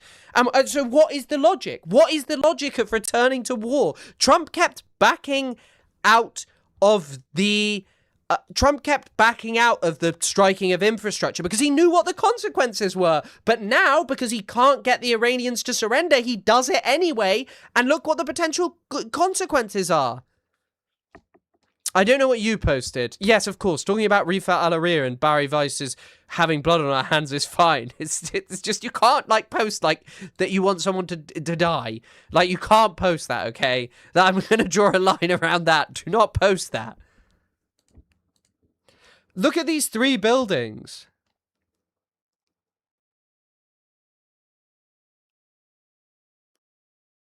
What are these?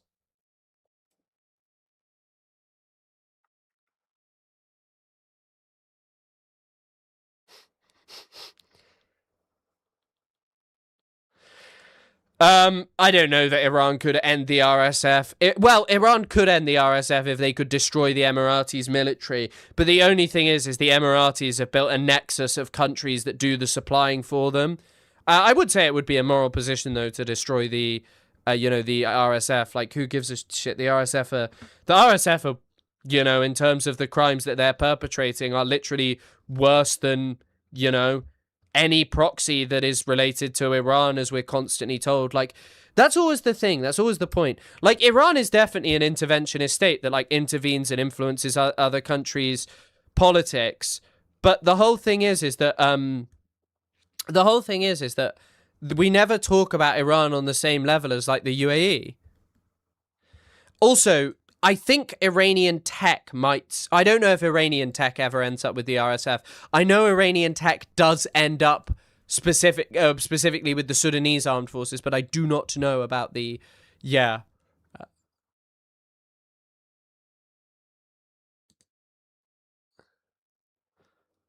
They're definitely military warehouses, but who knows what they are in it. Goodbye, Nagok. See you later. Have a good rest of the day.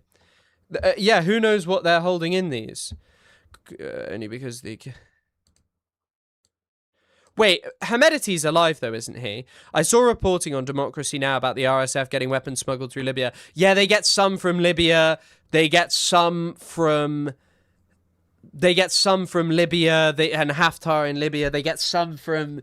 I think it's like Ethiopia, maybe. Chad also used to be a major base. I think it's the Amdras Air Base in Chad, if I was right.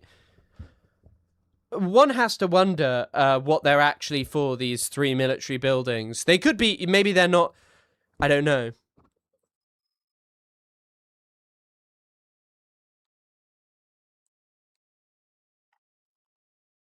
Like, so, okay, right. So someone is predicting here that apparently that based on the overall picture, I think it's highly likely these were logistics depots housing various types of ammunition, especially considering the surrounding sand dunes and the possibility of secondary explosions spreading the fire.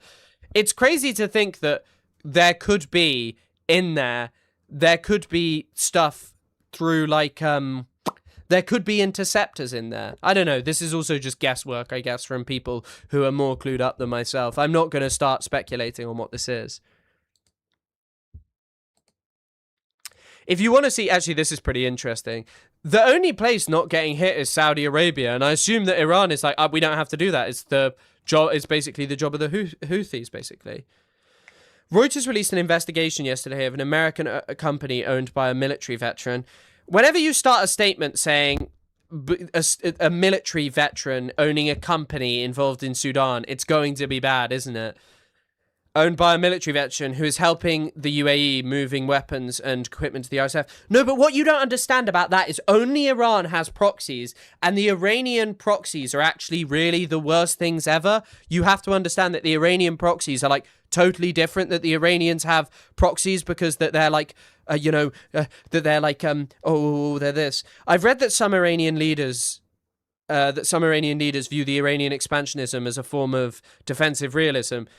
And that's exactly the problem with how we fucking talk about this in Western media. I'm not saying that you have to say that, like, every fucking thing that Iran has ever done is, like, awesome and amazing. But the point is, and literally, this also goes for talking to anyone who's lived out on this shit, like, look at how they're always like, we have to talk about what Iran does. But it's like, our media does that constantly. Our politicians do that constantly. The fucking thing is that our media does not talk about it in the same way as like the Iranians are engaging in the exact same policy that the US is through Israel.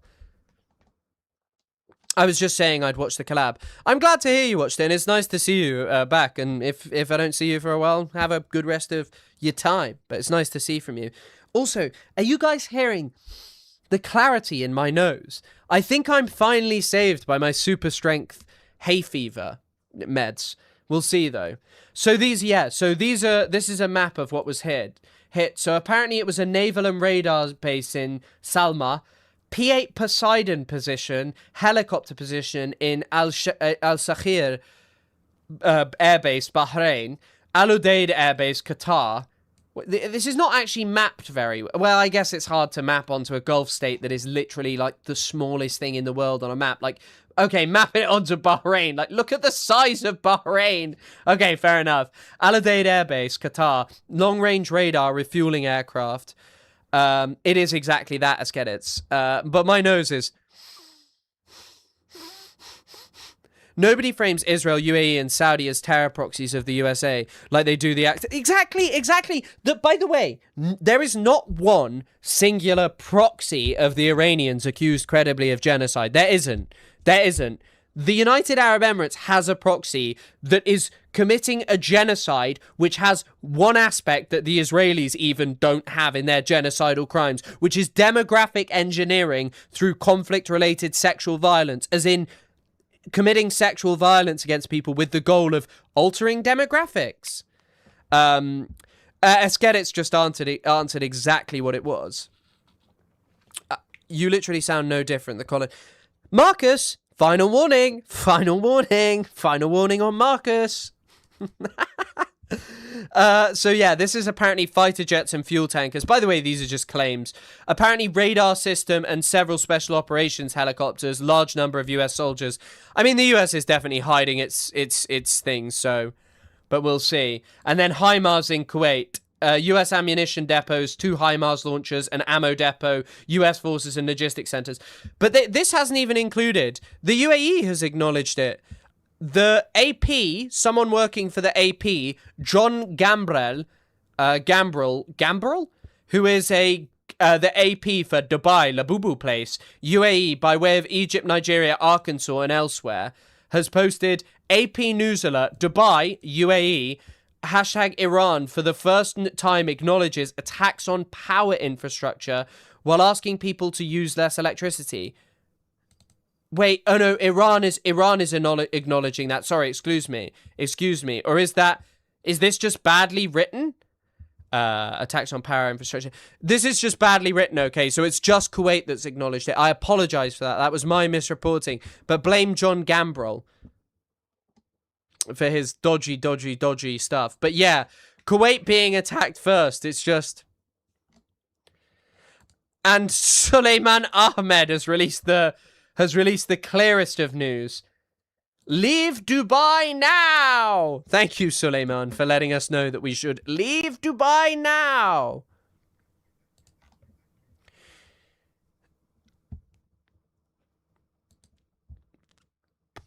But yeah, apparently this is true from Pakistan. Pakistan is warning Iran to basically restrain the Houthis so that they don't attack Saudi Arabia. But Islamabad apparently is fearing Houthi escalation rather than direct Iranian action, which could draw Pakistani forces into the conflict. Absolutely no way. And it probably is just saber rattling from the Ansar Allah, by the way. I think that's plausible. I don't know. This is probably the most significant day. Also, who remembers that day where Iran was just hammering the Gulf states? Just absolutely hammering the Gulf states. God. Look at the images out of Bandar Abbas as well. This is apparently railway and infrastructure. Jesus fucking Christ.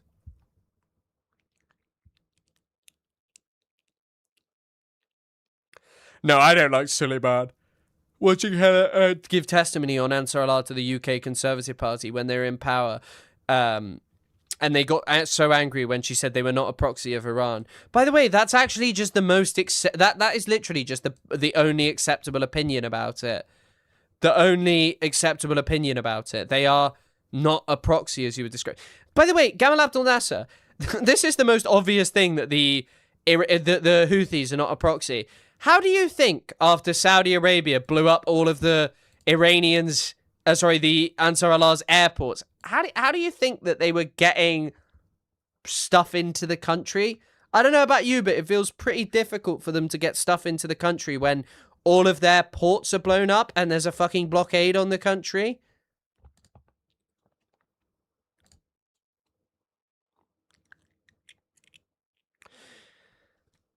People are all posting. I just saw someone posting their portfolio and how much they've lost today as a result of this. I mean, it is atrocious.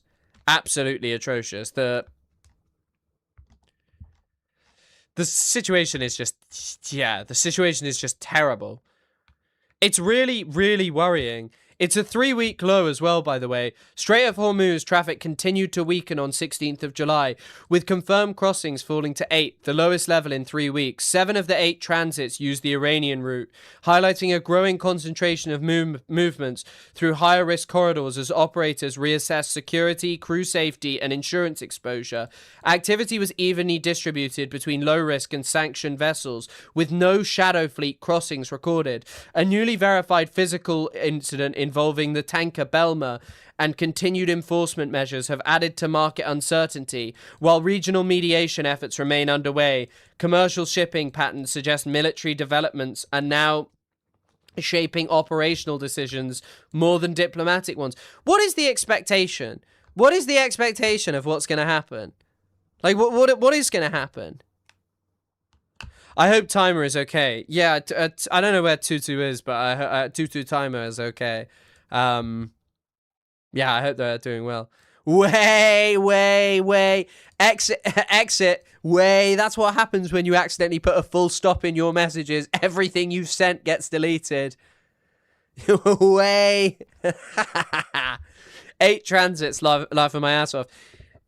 Do you know what is also, like, so hard about the Iran war, which it's easier to talk about now, okay, because the Iran war has this element of coherence okay, because, you know, because now you can actually see what's going on. But the major issue is Trump is still saying that the Strait of Hormuz is open. The CENTCOM is saying that the Strait of Hormuz is open. They literally claim it. They literally say the CENTCOM has claimed over and over again the Strait of Hormuz is open. It is not. It is absolutely not open. Here you go. So, US Marines from the 11th Marine Expeditionary Unit conduct a verification boarding aboard M/T Wen Yao in the Gulf of Oman, July 16th. As of today, American forces have redirected 3 commercial vessels trying to run the blockade, disabled 1 that didn't comply, and boarded 1 to ensure full compliance with the ongoing US naval blockade against Iran. The Strait of Hormuz and the surrounding waters remain free and open, except for vessels attempting to violate America's steel wall blockade.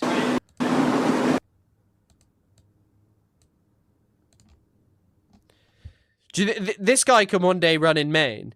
Oh, Milo, we were just asking. We hope you're okay. I'm dipping before this goes wrong again. Don't I love myself? All love. Good to see you, man. But yeah, the fact that it's just saying that the Strait of Hormuz is open is just outrageous. If CENTCOM said the sky was blue, I would assume it's raining. I know, and it's the problem with trusting a statement like this. Claim. Iranian forces claim they attacked Al-Tanf garrison in Syria and captured or killed American troops in the process. False. No US troops have been recently killed or captured. But you just lied. I see water flowing with the tides. Great point. Water is flowing, so it must be fine.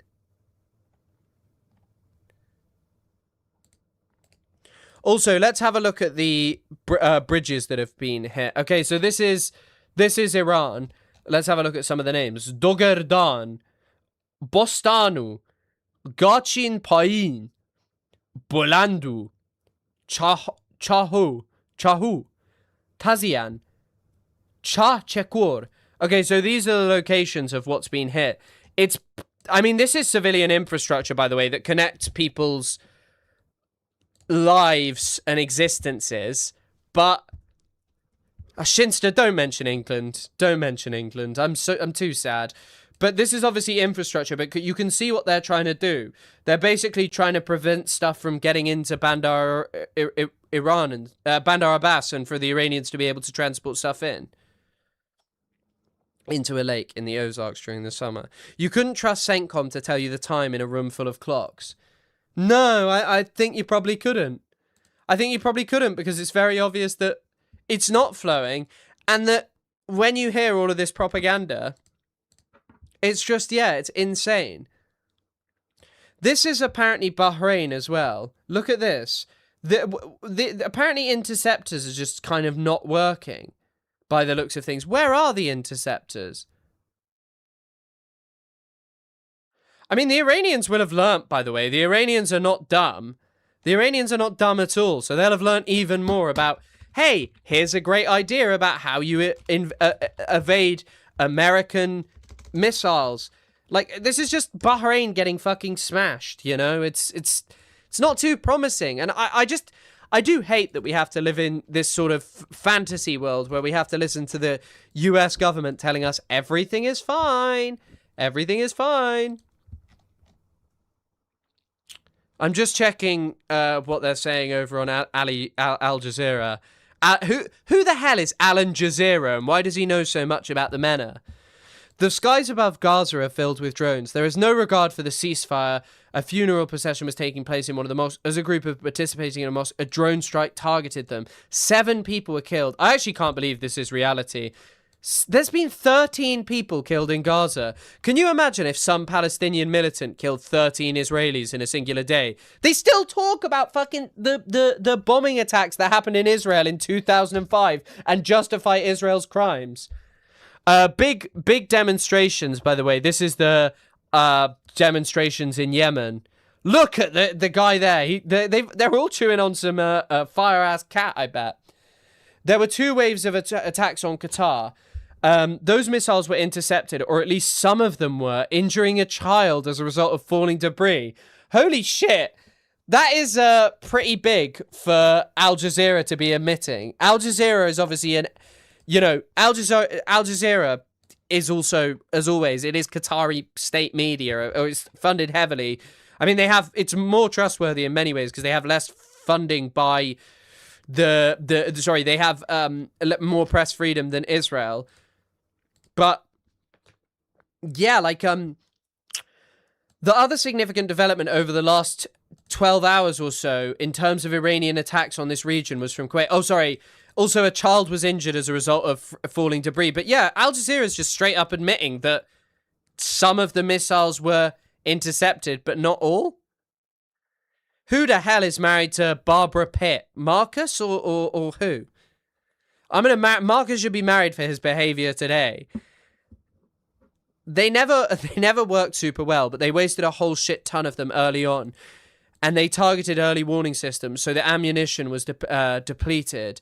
Their early warning systems are ruined, and clearly the Gulf states are serving the purposes of being... This is also the thing. If you want to see that the truth is trying to understand what the Iranian... Like, trying to understand the logic of the US government. Can anyone explain to me in terms of, like, materialist... kind of like, Marxist analysis of American imperialism and what have you, why the hell you would choose to have hyperfixated on protecting Israel and firing missile interceptors and engaging Iranian missiles to protect this state, which, was attacking Iran independently of you, when the Gulf power base, the power base of the Middle East, North Africa region, the economic powerhouse, is in the Gulf. Why would you waste... I love burgers! Why would you waste the missile interceptors on Israel? How does that make any sense? How does that make any sense at all?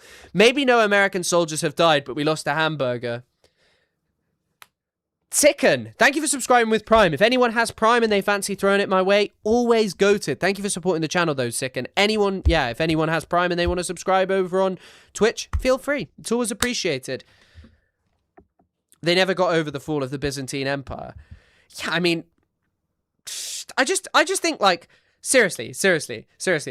How, and I think that there are ways to make sense of it, but I don't think there is any way to fucking make sense of, what America is doing in terms of materialist analysis. Because why? The Gulf states are the power base of the world. Ticken, thank you. Thank you for supporting the channel as always. It's incredibly kind, and I will try my best to keep up the great work. We got videos coming. We got podcasts coming. Isaac and I have been going ham recently, as you've seen. The Denims episode is absolutely flying. Because Israel is closer to the US and more amenable than the Gulf states. Also, at this point, it's richer and more powerful. Why? Israel's not richer than the Gulf states. Not at all. Israel's not making the investments that the Gulf states are making in the US. The Gulf states also are more than compliant with the US agenda.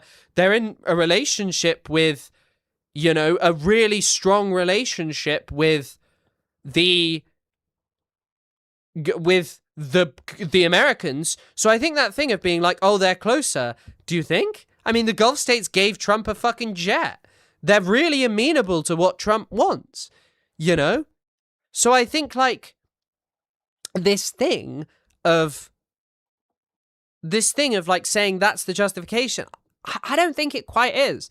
I think what it boils down to is like a perverse sort of strange relationship with Israel, and one that is more complex than merely economic terms, or, X person controlling Y person, or this or that.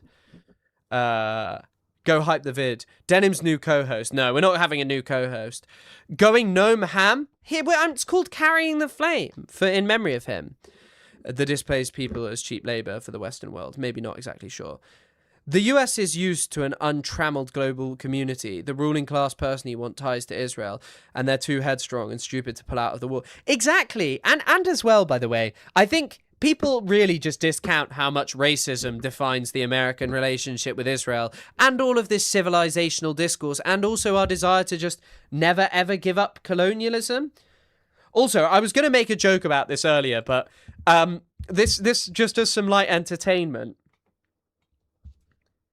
People keep joking and saying Piers Morgan has died, and there is some reason to believe this. The pigeon lady has passed away. The pigeon lady from Home Alone, who is Brenda Fricker, has passed away at the age of 81, and she really does look like Piers Morgan. It is actually kind of unbelievable how much she looked like Piers Morgan, but Rip, you were great in that film. You were great in Donald Trump's film. Israel is also a little baby bean.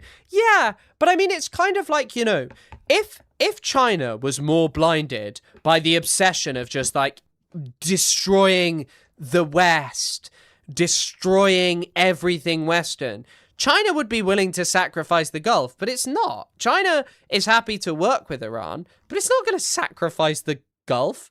It's not. It's not going to sacrifice the Gulf. And also, by the way, the only thing to say about that is still the Dow. This is in memory of Drac. This is carrying the Drac the Ripper flame. The Drac the Ripper flame. The Dow Jones Industrial Average erases all losses and turns green on the day. How is this even possible? You know, we're currently having infrastructure being attacked, power generation units being damaged, and this was obviously a significant attack. Wait, so Kuwait, the earlier report was wrong. It's Kuwait that is asking its citizens to reduce energy consumption. And also, by the way, this is the other interesting thing about this. The other really interesting thing about all of this stuff is, as it mentions here, the height of summer. If the Middle East gets the Middle East North Africa region, I apologize. I don't think Rin is watching, but I try my best. Oh my goodness, Struggle 4 is raiding with a raid party of 600 people. Wow, goated. Hello all you Twitchers. Hello all of you Twitchers. Thank you as always, Struggle 4, goated. But at the height of summer, it's actually the thing that we don't really talk about when it comes to that we don't really talk about when it comes to data centers is they're actually just going to put a humongous strain on our energy grids. What do you think this does to Kuwait? This is one strike. You can keep doing this. You can keep escalating this. This is why today is the most dangerous day of all. Say poggers. Yes, yes, yes, yes, yes. Rip Drac, you would have loved this stream. Kuwait. I'm probably saying it a bit too Kuwait. But yeah, hello Raiders. Hello. Thank you for coming over, as always. I don't think Drac is here. He hops in whenever, but yeah. This is just tough. Israel destroys 2 buildings in southern Lebanon. US is claiming no troops hit. US has claimed... we'll see if there's been any major updates as of right now. Almost all Hormuz transits through the Iranian territorial water agency says... Oh my God. I think the obsession with Israel is kind of what Trump is. Like, objectively, capitalism would be better served under the Democrats, but sometimes you don't have the most competent people. 100%. They're coming for my beautiful MN man for our waters in cold winter. What, the data centers? Beautiful Minnesota, I see. You gotta forget I'm not American, I'm a little slow. But yeah, it's just, I don't know, it's just, this situation is so just awful. Like, just an awful situation. Although, you know, one of the problems with what the Iranians get up to is they are always destroying, like, some of the worst things in the world. So one of the things that the Iranians destroyed, apparently, in Kuwait was a Halliburton warehouse in the industrial zone. So this is obviously Halliburton, one of the biggest profiteers of the Iraq war, that have just been destroyed. And apparently Egypt's Intel Observer is saying that NASA's fire detection maps identified active fires today at the same site in Kuwait's Mina Abdullah industrial zone. Hello, everyone. Also, Anyone on Twitch, any of you new any new people, if you got a Prime and fancy throwing it my way, always appreciated. But yeah, obviously I'm guessing most of you use your Prime because you're actually on Twitch a lot, so I understand that. But yeah, it's nice to just have you over here. Thank you so much. If any of you are interested, I run a podcast, just did an episode with Denims. Check it out. It's great, with my boy Overzealots. I've also, by the way, I've had 2 people randomly come up to me and say, I watch your podcast in recent months, which is crazy. Rip Cheney, you would have been so sad today. Also, right, this is something kind of interesting. I love burgers! Small Farmer Frog, thank you for subscribing and supporting the channel with a Prime. It's always appreciated. Thank you for helping streaming make streaming possible, as always. Thank you so much.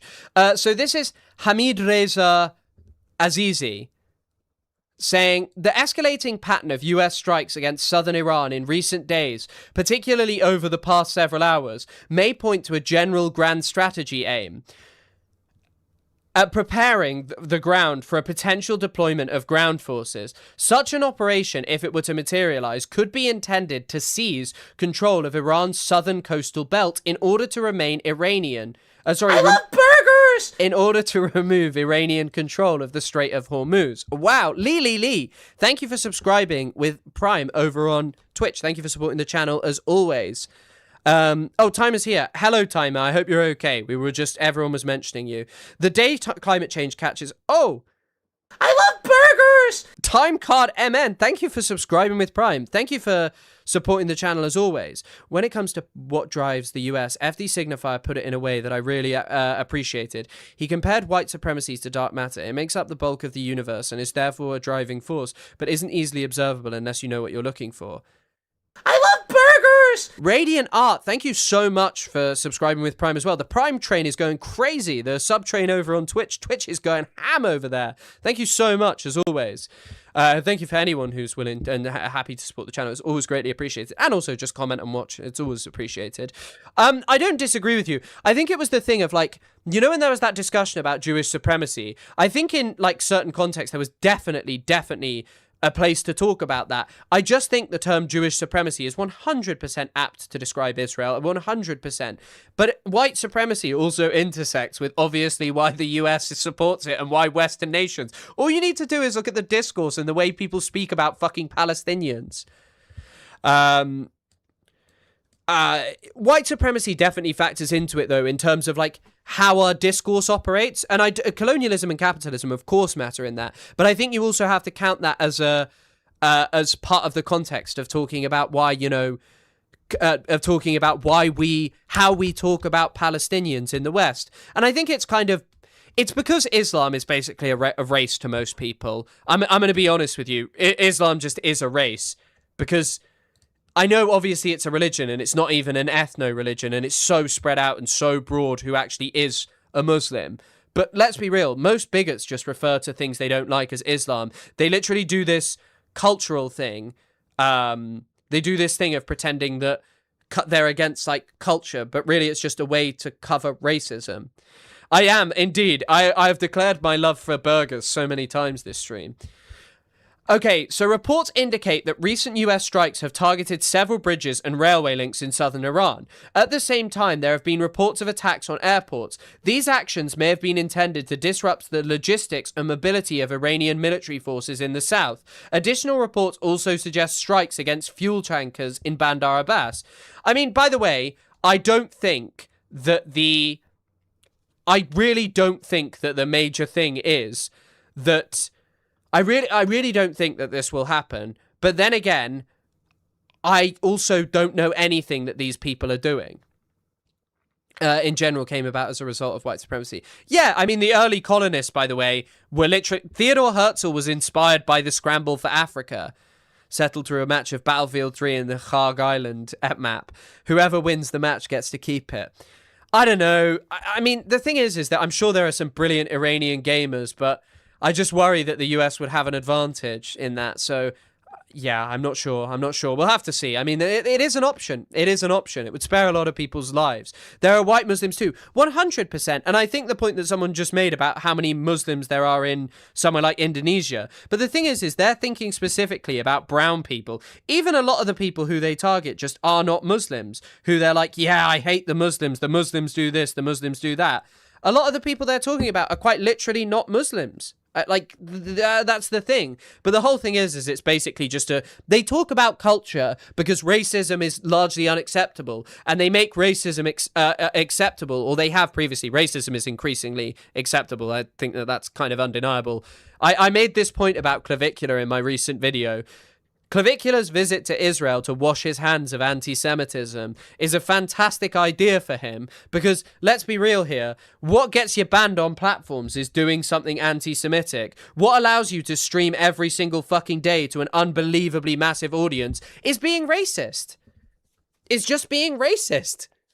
Like Asmongold. Look at what Asmongold is saying. Asmongold regularly talks about his desires to inflict violence on non-white people and leftists. He regularly does this, and he gets away with it. Most of Christian people in Israel are Russian that are considered of Jewish nationality. Black Jewish people are not afforded the same treatment.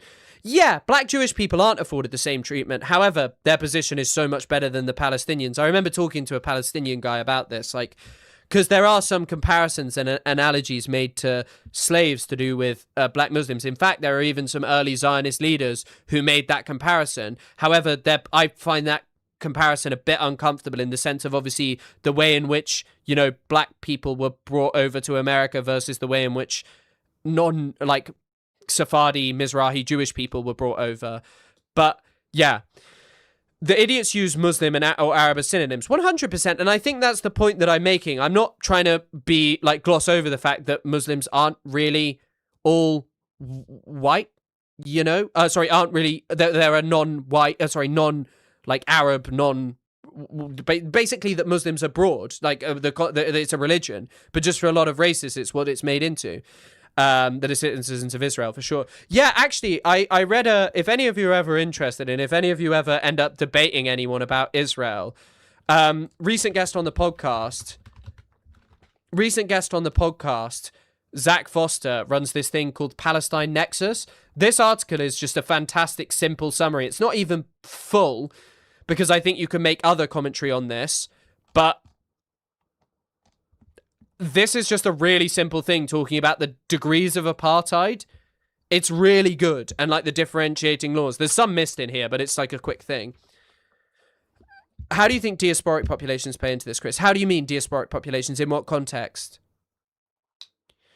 So funny Israel destabilized Ethiopia to get Ethiopian Jews to Israel only to treat them as lesser Jews. 100%. By the way, when one of the reasons that there were Israeli Black Panthers, one of the reasons that they existed, was because they kept bringing over Soviet Jewish people, and they literally gave the houses that were being built specifically for Mizrahi Jewish people to Soviet Soviet Jewish people, because the Soviet Jewish people kept complaining that they didn't want to live next to black people, i.e. Muslims that are Sephardi or are from, wherever.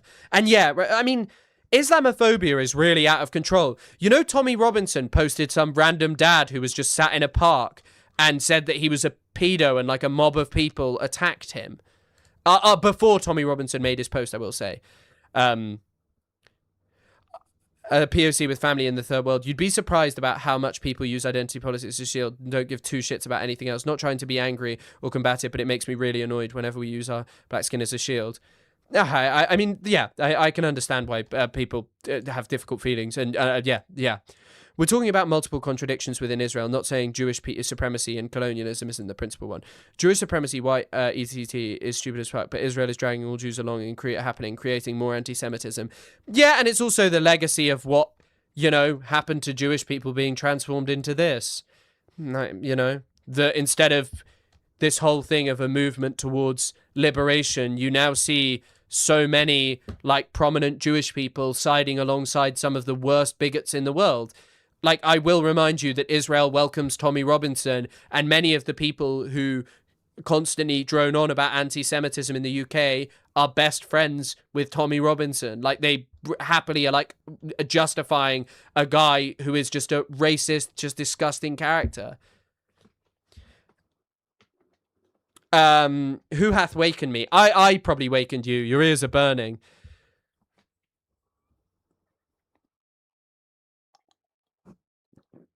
Like yesterday, didn't Tommy or whatever also launched a mob on a young teenager that was... It was just, yeah, a Muslim woman rescued a seagull, and they were saying that she was, like, trying to, I don't know, trying to eat it or do something horrible to it, and she was just like, yeah, I rescued a seagull, that's it. I rescued a seagull, that's it. It's just crazy. Meanwhile, attacks in... Okay, so sorry, we'll carry on with this, because this is someone theorizing why there might be an invasion. Meanwhile, attacks in Sistan and Baluchistan in southeastern Iran targeted the Iranian Army's 88th Armored Division, alongside similar strikes against positions of the 92nd Armored Division in Khuzestan in the southwest. Whenever I hear someone talking about armored divisions, it just makes me think of, like, Warhammer. Some analysts interpret these operations as an effort to degrade Iran's military capabilities along its principal southeastern axis, aimed at reducing the risks associated with any future ground deployment. At the same time, in what appears to be a recurring pattern, US strikes have continued to target Iranian military, missile, drone and radar installations, as well as the IRGC naval facilities, alongside Iran's southeastern coastline. Yeah, I mean... I really don't know. I really don't know as to what might happen.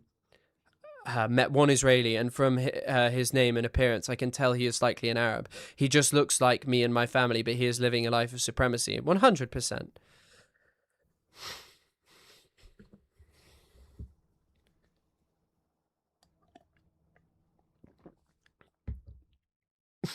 Thank you for your commentary, Marcus, about seagulls. I actually don't like seagulls. There was one that I used to live on the bottom floor of my house in Exeter, and no one else fucking cared, but this seagull used to come and stomp on the bin all the time, and my idiot housemates, who I do all treasure dearly, they just would leave bins out, and the seagulls would eat them and just throw them around, and it was just, oh, God. At the same time, taken together, these developments increasingly suggest a gradual but persistent US movement toward a possible ground operation in southeastern Iran. In other words, the campaign may extend beyond simply degrading Iran's abilities to threaten shipping in the Strait of Hormuz. It could instead indicate that Washington views control of Iran's southeastern coastal strip as the only definitive solution to the Strait of Hormuz. By the way, not an actual thing. The controlling this would not solve it, and the losses that this would incur for the Americans are incomprehensible. I actually don't think it's plausible that the Americans would do it, but then again, we're dealing with Donald Trump, who is just someone who is just out of control. So it's this kind of thing of like, you know what? I said they wouldn't go back to war because it was the dumbest decision imaginable. Now they're back at war. So who fucking knows? They may do it. They may do it. They may well do it. Seagulls do that stomping thing because they lure worms out the ground. Not on my bin. Not on my bin, they don't. They possibly want to limit the war to southern parts to focus on contesting the strait rather than a full-scale infrastructure war. But that's the thing. Iran has shown we'll hit infrastructure if you do this, which I guess is the current thing. It's why this is the most dangerous moment of the Iran war, you know, in months. It's the most dangerous moment because apparently Trump is now potentially ordering an escalation in the coming days. US and Israeli officials say Iran remains deterred from directly attacking Israel, fearing massive retaliation. And because it's pointless? Because it's utterly pointless?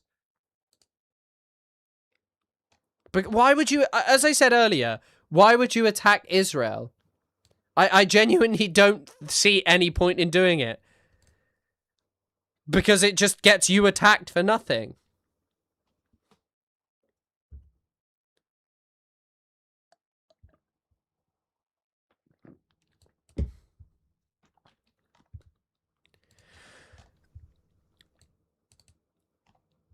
If such an approach exists, it would go well beyond earlier ideas centered on seizing Kharg Island to cut off Iran's oil exports or occupying islands overlooking the strait to secure maritime traffic. However, given the length of Iran's coastline, roughly 1,800 kilometers, and the country's considerable strategic depth, establishing comprehensive control would likely require hundreds of thousands of troops. Moreover, even capturing these areas would not necessarily translate into the ability to sustain and control long term. In any event, current indicators suggest that we may be approaching the most significant escalation in the US-Iran confrontation since February, driven by Washington's failure to achieve its strategic objectives. On the other hand, as noted previously, Iran's actions thus far have failed to present a meaningful obstacle to this gradual trajectory. One alternative could be shifting towards targeting regional economic infrastructure, a move that would significantly broaden the scope of the conflict and lead to a wide-scale, region-wide catastrophe. I mean, if any of you are just hopping in, this tweet is from last night. This has happened. This has happened. There has been targeting of infrastructure. There has. And so it could well happen. Faye Tux is reporting that the Iranians are apparently saying on Meh News, probably what you were just saying, IRGC Navy warns US forces are approaching 0 hour, claiming American naval movements are under constant surveillance.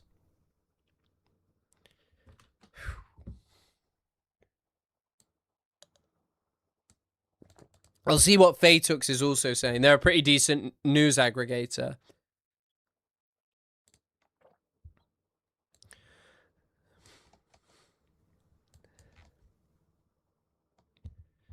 Yeah, I mean, by the way, I wouldn't be surprised if this is just escalation. This is going to be being watched like a hawk by me. This is just, yeah, this is the worst we've seen in months and potentially disaster zone. Nothing good will come of this. Yeah, huge vibes. That's also why I'm not going to sit here and discount the why I'm not going to discount the chance of this escalating into a ground invasion, because I was saying a few weeks ago the US would not go back to war. This is back to war already. Barry with the Ned is a decent news aggregator as well. The only thing is he doesn't aggregate like this, where it's literally just posting other people's outlets. But yeah, they're saying that the US has bombed at least 7 bridges, as we all know already. I don't think we'll have Professor Morandi. Also, the other reason I'm never going to associate with Professor Morandi now is Professor Morandi is affiliated with the government of Iran.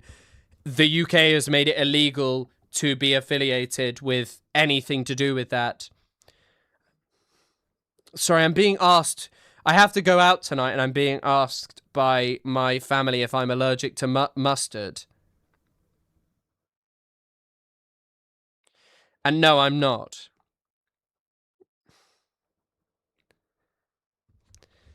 Yeah, Barry with the Ned. Good point. I'd explain this kind of like how throughout the year we've seen Cubans and Iranians outside of Cuba and Iran celebrate that the US is killing people in their ancestors' homeland. The proverb that would fit here, just because they're Cuban isn't enough to think they'll hold solidarity when the time comes. This is something black folks, especially in the US, would call out within our community. Yeah, I think the thing is that one of the things as well is that people place this weight on people just having this innate knowledge and knowing of the world because they're from a place. There are plenty of people from any country who are just idiots, And there are plenty of, and by the way, this isn't just something that I recognize in other people. There are plenty of people who talk about the UK who I would rather listen to than myself, who could be an expert without having lived here and understand it. Like Adam Tooze doesn't live in the UK, and he did for a long time, but he has such a great grasp of it. But he hasn't lived here in a long time, and he grew up in Germany.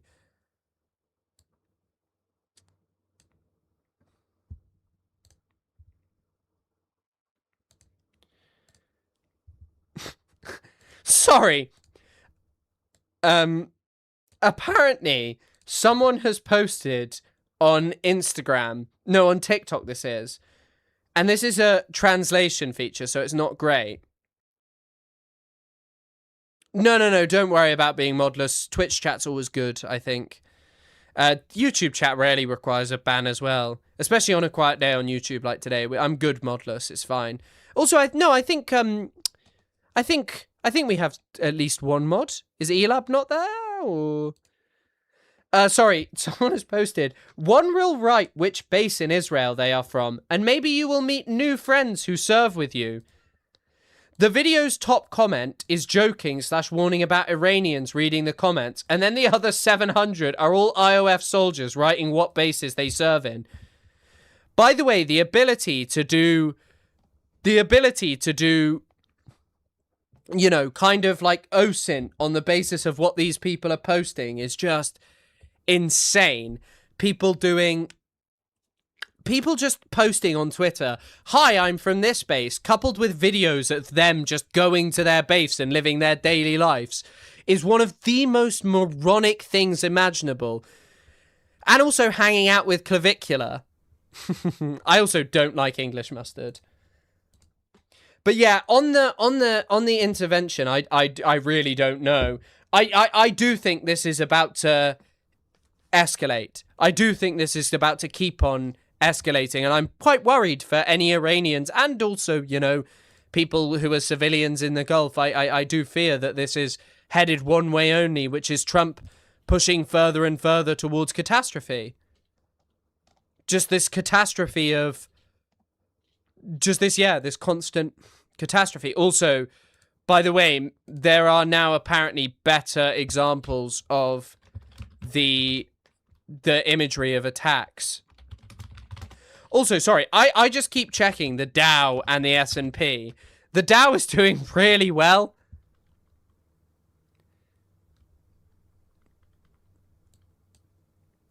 Because there's no danger to IOF American soldiers. They only target civilians. That's why they post on Reddit and love to keep trophies. Yeah, that's not necessarily a permanent thing. Oh yeah, I need to check the Kalshi odds. Great idea, and then I'll know. You know, also, by the way, another article that came out recently, if any of you are interested in checking it out, is it's basically covering the Board of Peace. The Board of Peace has just reduced its vision of what it's going to do to one pilot scheme now. That's it. Maybe after the World Cup final is when it'll be. I don't know. And hello to any new followers over on Twitch and members. And yeah, hello everyone. Thanks for, as always, for coming over and checking out what we're up to. Always appreciated. We're up to 3.1k followers. I don't think any of these prediction markets are really accurate. Yeah, the Board of Peace somehow got bored of what they were meant to be doing. Just checking this. IRGC is ones are approaching 0 hour. I'll check if any of the other accounts are post-testing. Oh, this is what we were looking at. That's apparently Jordan. That is apparently in Jordan.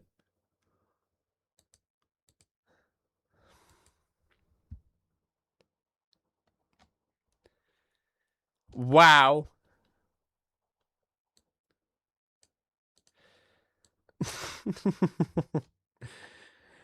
Brent is 87. That is so awesome. Yeah, but for some reason the market is not. What's a big stock? Netflix stock? How's Netflix doing? Okay, Netflix is down, but they're just always down. Nvidia stock?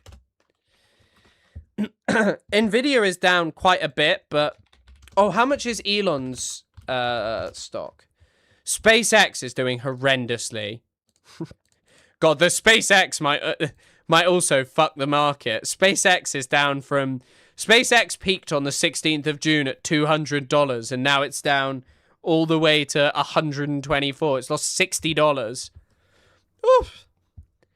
Oof. Oh, if there's one stock doing well, it's probably Palantir is actually not doing that well.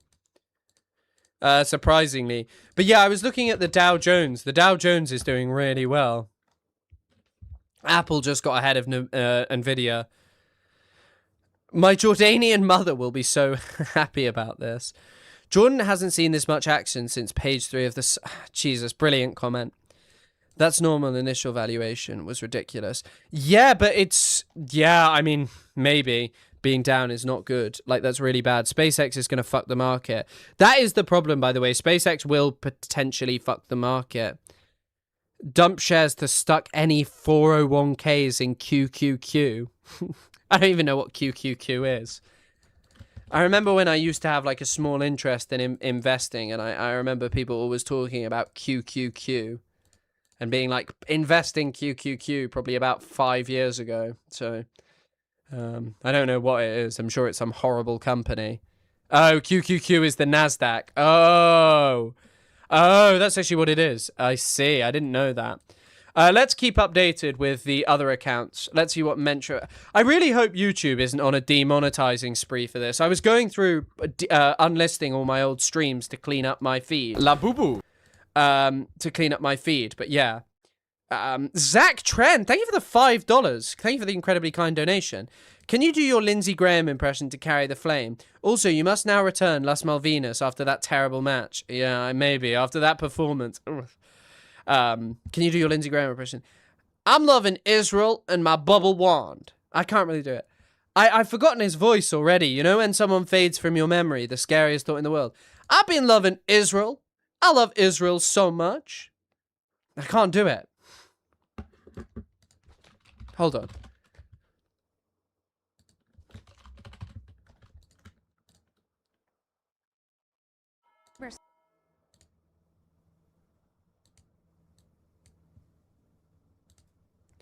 Where is Lindsey Graham final speech?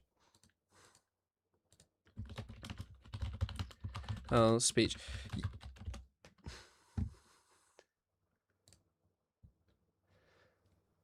Israel. I'm loving Israel. I'm loving Israel. Support sanctions bill that they will support. It means it's going to... This guy can only have died in some elaborate conspiracy of being killed by a foreign country. He looks so youthful and good here. How did he pass away? This election is the only political leader advocating we get rid of American Trident nuclear deterrent. He's the only one proposing British duty. No, he is not. I saw him saying something insane. It's going to become law. It's going to become law. I support Israel, and I've passed away. I took. Do you think they buried him with his bubble wand? I bet he asked to have like his ashes scattered at like a bathhouse or something, and he's like, I just love the bathhouse in Israel. He's gonna have his ashes scattered at the Israeli bathhouse. Vital resources are coming under fire in Kuwait today. Iran struck a power and desalination plant there, prompting urgent public warnings from the government. I also, by the way, I just want to say something real quick. I do not think that any of this is being treated with the levity or the significance of... Is levity the correct word? Am I wrong? No, I think it's being treated with too much levity, excuse me. I think the thing is this is the most significant escalation imaginable. The most significant escalation plausible. The Iranians have hit desalination facilities. This was always the worst possible scenario because of the amount of reliance that the Gulf states have on desalination facilities. And the Iranians have done it. They have shown that in response to what the Americans are willing to do to them, that they are happy to carry out these kind of strikes on infrastructure. Those warnings were to conserve water and electricity. By the way, sorry, I just want to note for any of my... We'll carry on with this in a second. If you were born between 1st of September 2002 and 2nd of January 2011, you could be over one of 750,000 people who are missing out on £2,200 in their average child's trust fund. So if you're from the UK, you could get that and you could become a member of my channel. Electricity, even as temperatures soar into the mid-40s. Like, also, sorry, I've accidentally just thrown my AirPods. Just treat that with the significance. Temperatures are at 40 degrees and there are strikes on energy infrastructure. What do you think people are gonna do when there's energy issues around air conditioning, which the Gulf also relies on? This looks like a great idea. This is why I'm not ruling out a ground invasion, okay? This is why I refuse to rule out any kind of ground invasion. Because doing this is the least sensible thing in the entire world. And the Americans fucking did it. There is nothing to be gained from this. They're not going to do it unless they launch ground forces. They will not overthrow the Islamic Republic. They can attack infrastructure, but the Iranians will continue to attack them. Electricity, even as temperatures soar into... Oh, and also, by the way, something someone said, it's not Iran escalating. Yeah, I guess it's like Iran responding to having their infrastructure hit. Like, the US started doing it, but this is always I would still say this is like an escalation of what the Iranians have previously done, if you get what I'm saying. The Iranians are escalating in the sense of they weren't doing this majorly previously. They threatened it. The mid-40s on the Celsius scale. Iran also says it targeted US assets in Oman, Jordan and elsewhere, and it is threatening the ports of its Gulf neighbours. This all coming after an escalation in US attacks, including strikes on bridges in the south of Iran in what was a 6th straight night of bombing. CNN's Nick Robertson joining us today from Jerusalem. And Nick, 30 days... Why is every reporter that these fucking American news outlets do is just from Jerusalem? You're going to have a really fun winter. Oh, yeah, we have no... by the way, we have no liquefied natural gas reserves. We have no gas reserves in Europe. Even after Ukraine, we got rid of them. After the, very... what felt like historic signing of that MOU, it does seem as if things have escalated in a way that makes it feel very uncomfortable in region.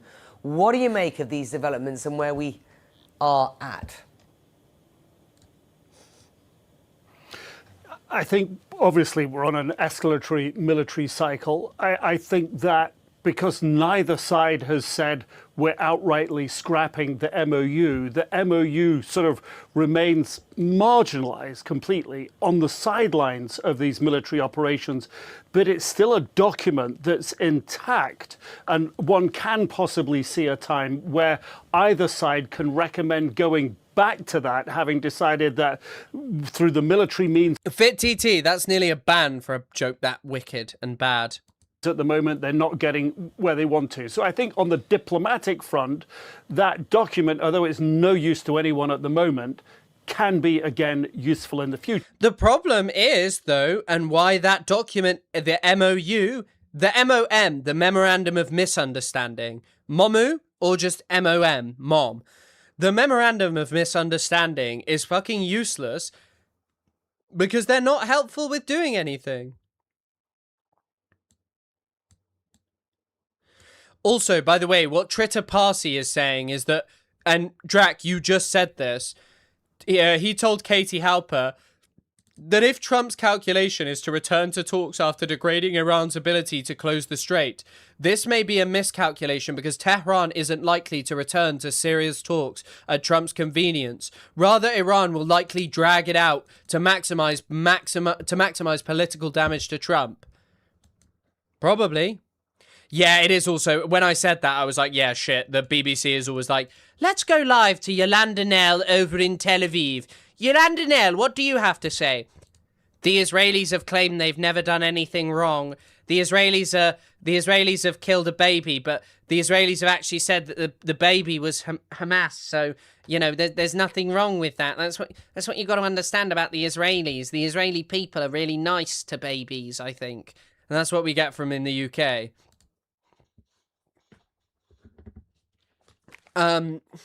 Okay, 1 second.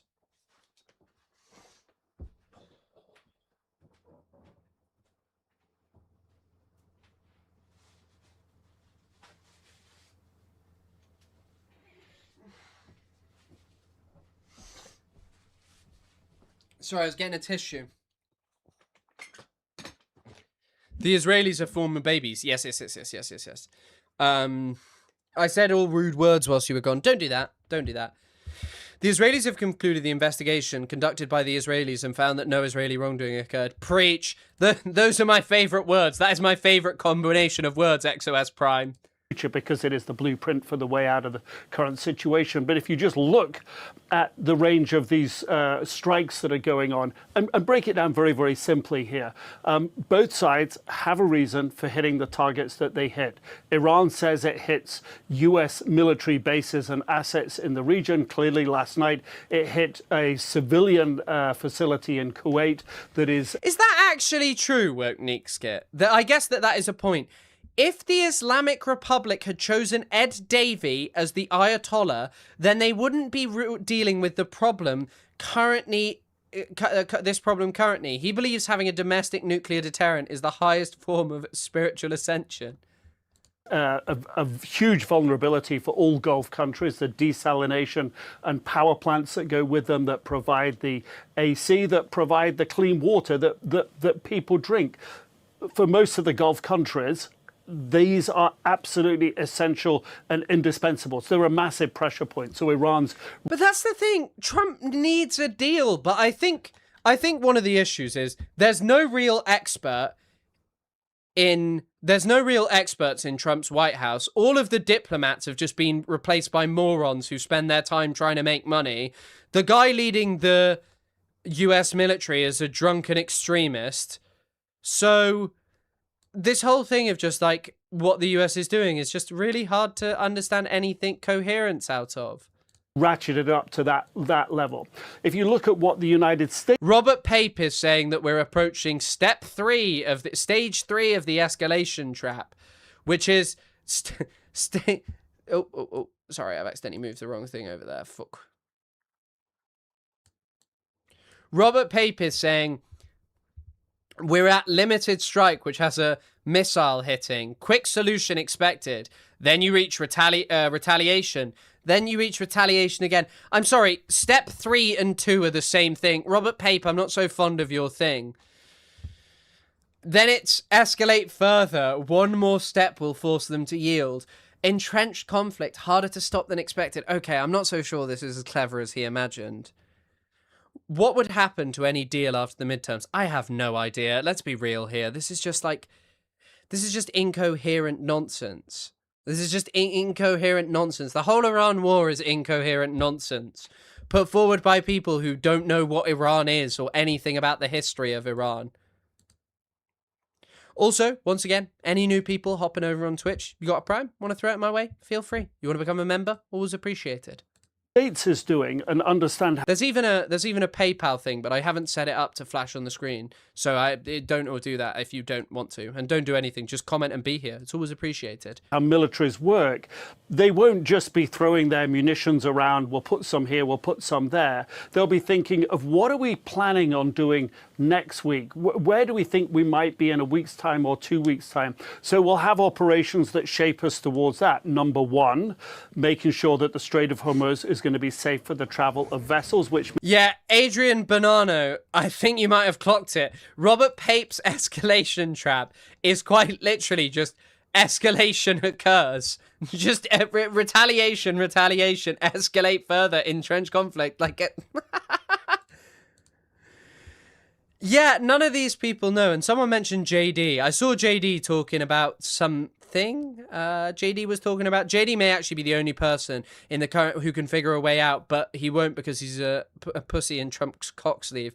Yeah, or sofa sleeve in his case. Means taking out infrastructure, port Oh facilities. yeah, like the damn stream, or follow over on Twitch, or subscribe over on YouTube. Always appreciate. We want to hit that 50k subscribers this year, which I will do, I'm sure. Along the Strait of Hormuz, but it's going beyond that.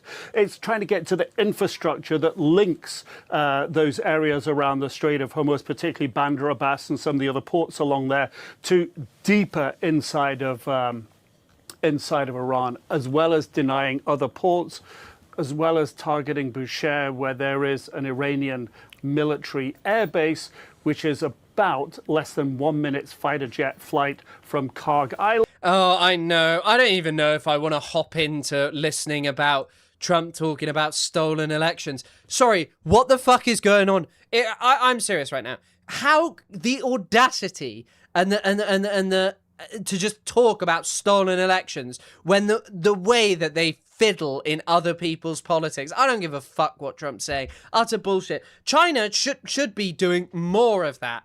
No, I'm not encouraging that. I'll probably go to prison in the UK for saying that. Which again has been floated in the deep past as a possible target. That's where we seem to be. Yeah, and Tehran issuing threats over the Gulf's oil lifeline at this point. It does seem as if it is, though, widening its target list. Syria, Iraq, Jordan. We already know that it's targeted Qatar, Kuwait, Bahrain, of course, and Oman. But I wonder what the message is here, do you think, from Iran in widening that lens, widening the scope of these targets outside of the Gulf? Yeah, it's what's often called the escalatory ladder, isn't it? No. Pape can't stop. You target just a couple of Gulf countries in the beginning. It's been Kuwait. Yeah, I think you're probably right about Vance. I mean, maybe there would be more chance of him doing a deal than Trump is, but I don't even know. I think it's just, it's just tough.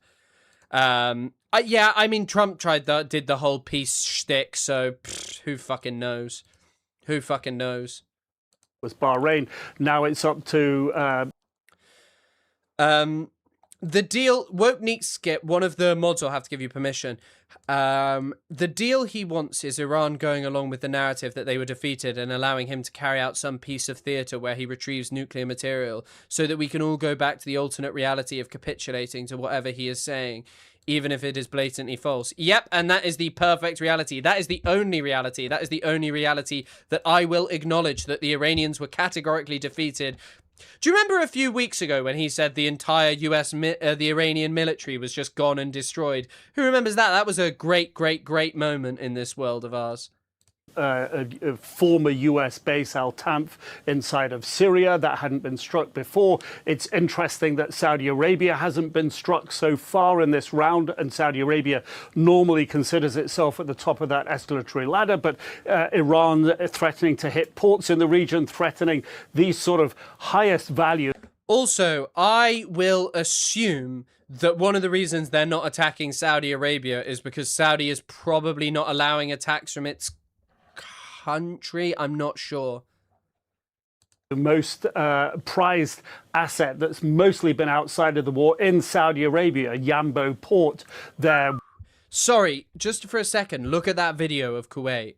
That's mostly been outside of the war in Saudi Arabia, Yambo port there, where the oil exports go. By the way, if Yanbu port gets targeted by the Houthis, there was discussion whether, I'll use Ansar Allah, there was discussion that Ansar Allah were potentially gonna do this, that Ansar Allah were potentially gonna be attacking the, we're gonna potentially be attacking the, you know, we're gonna be attacking them. I don't know if they are. It's pretty worrying. Through exports to the Red Sea and imports, frankly, as well, come into the country, come into the region, as well as Jebel Ali, a principal port in the Emirates where you are. Yeah, Pakistani troops are in Saudi Arabia. Maybe it's just that. That would be a huge blow for the Emiratis if Iran was to continue to go after that Hamad port in Qatar, just a number of ports in the region. And I think if we think back to those days at the beginning of April, just before the ceasefire came into play, I think it was the 8th or 9th of April, what Iran did on the last night of strikes was to strike sort of the deepest and send significant messages of what it was capable of. So it sent the warning then, and now it's saying, you know, we can do this. We're putting it on the table. So yes, we're in a cycle of escalation. Let's discuss this and more with CNN senior military analyst, the former NATO Supreme Allied Commander. Also, Brent crude oil is at $87.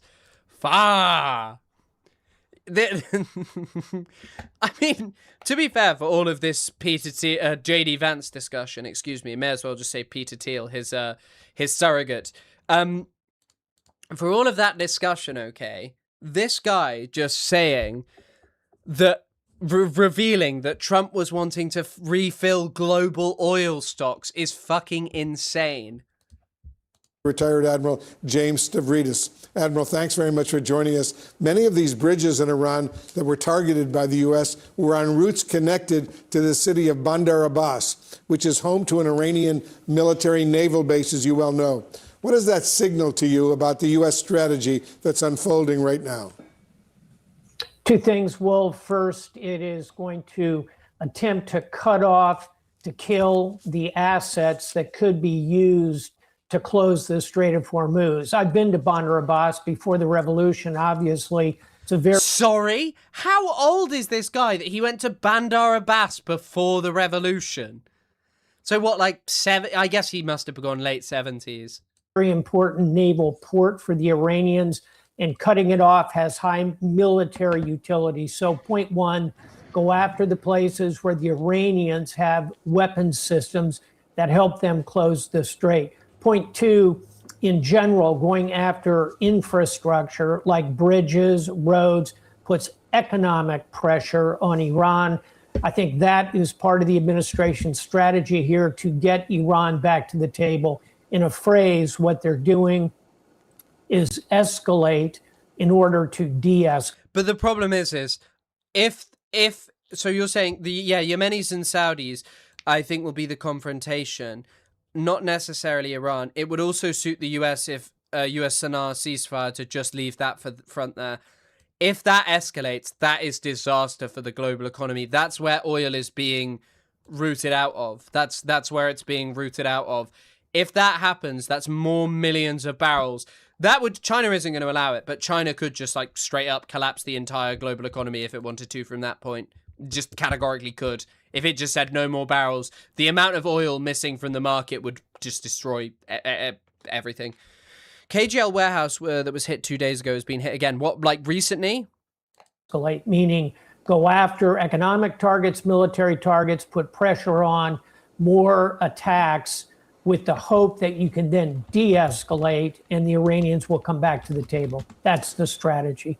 And as you know, Iran is now retaliating big time with attacks on various U.S. military assets across the Gulf region. The Iranian military claims it targeted a U.S. air base in Qatar and for the first time a U.S. base in Syria.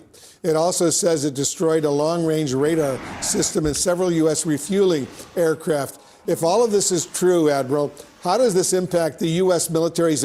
Diesel is at $5. Whew. No, China, by the way, will not collapse the global economy, but they could, but they're not going to. That's also why I just don't buy any of this shit about, that's why I don't buy any of this shit about, like, BRICS or actually China being that much of an enemy.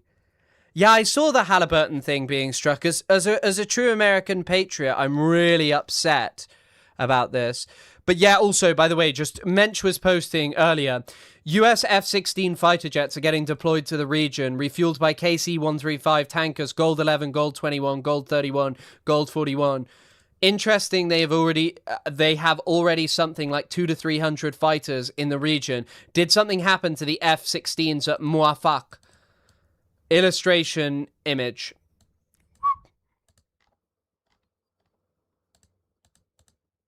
So this is an image of the KGL warehouse strike. Wow. You can see the amount of damage that there has to be shit in there. And yeah, you are right. There is a British politician who would have prevented this. Trump wants to rip up NATO because we refuse to be dragged into his illegal war. Threats to NATO today become threats to Trident tomorrow. We can't rely on Trump for our national security. Britain needs a truly independent nuclear deterrent committed to NATO's defense. Covered the strikes on US bases and so on yesterday. The bases were being hit pretty bad, worse than many thought. Yeah, I mean, that was a little thing that, you know, loads of media outlets revealed that Iran was actually telling the truth. That it's not just like this axis of resistance. Like, I think previously one might have described it, without sounding kind of rude, as like axis of resistance cope. Like, look, we hit this base, and that, you know, the kind of previous existing logic of like, the Iranians would say, hey, we're going to hit that base and warn it. Actually, the same as True Promise 1, if you remember, when the Iranians struck Israel, it was so telegraphed. What has changed is they're hitting these things hard, and it looks like they're causing actual significant destruction at them. And this is not like an impossible thing. And it's not an impossible thing. We've literally seen it. We've seen it. We've seen it, the French, the damage being done to these places. Abilities in the region. So far, we have sufficient combat power in order to overcome the level of strikes you're seeing from Iran. And let's be honest here about the numbers. The U.S. is launching dozens and dozens of strikes a day at this point, far less than during the initial wave, but 100, 200 strikes a day. Iran is responding with 10, maybe 15 strikes. So over time, that's going to favor the U.S. military capacity to continue these strikes. However, it does show the Iranians are increasing their ability to go after their neighbors. That ought to concern us, because if they start going after Gulf oil and gas infrastructure, that'll have big economic downside for the Western economy. I haven't covered Andy Burnham, and I'm actually only going to be doing Iran war today. I probably won't do the Falkland stuff. I could maybe do some of the Falkland stuff tomorrow. But yeah, Andy Burnham is Prime Minister as of today. As well. Yeah, so far they're going after U.S. military sites in these friendly Arab Gulf nations like the United Arab Emirates, Qatar, Kuwait. I also, yeah, I kind of clocked that, but I didn't even think it was worth responding to. What is this?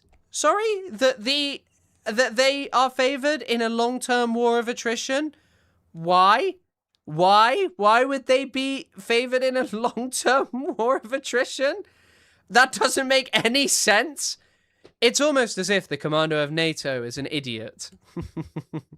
Oman, elsewhere in the region. These are all very close friends, allies of the United States. The U.S. has major bases in the United Arab Emirates and in Qatar at Camp Asaliya, the El Udeid Air Base. I've been to those facilities. They're really home to much of the U.S. military central command in that region.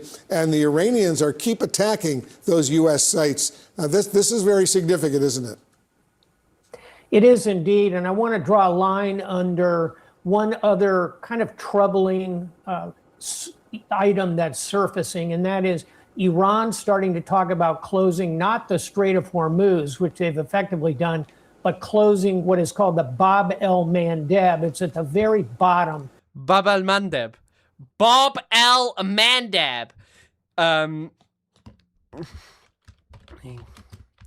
Wait, I feel like I'll get in trouble for showing this on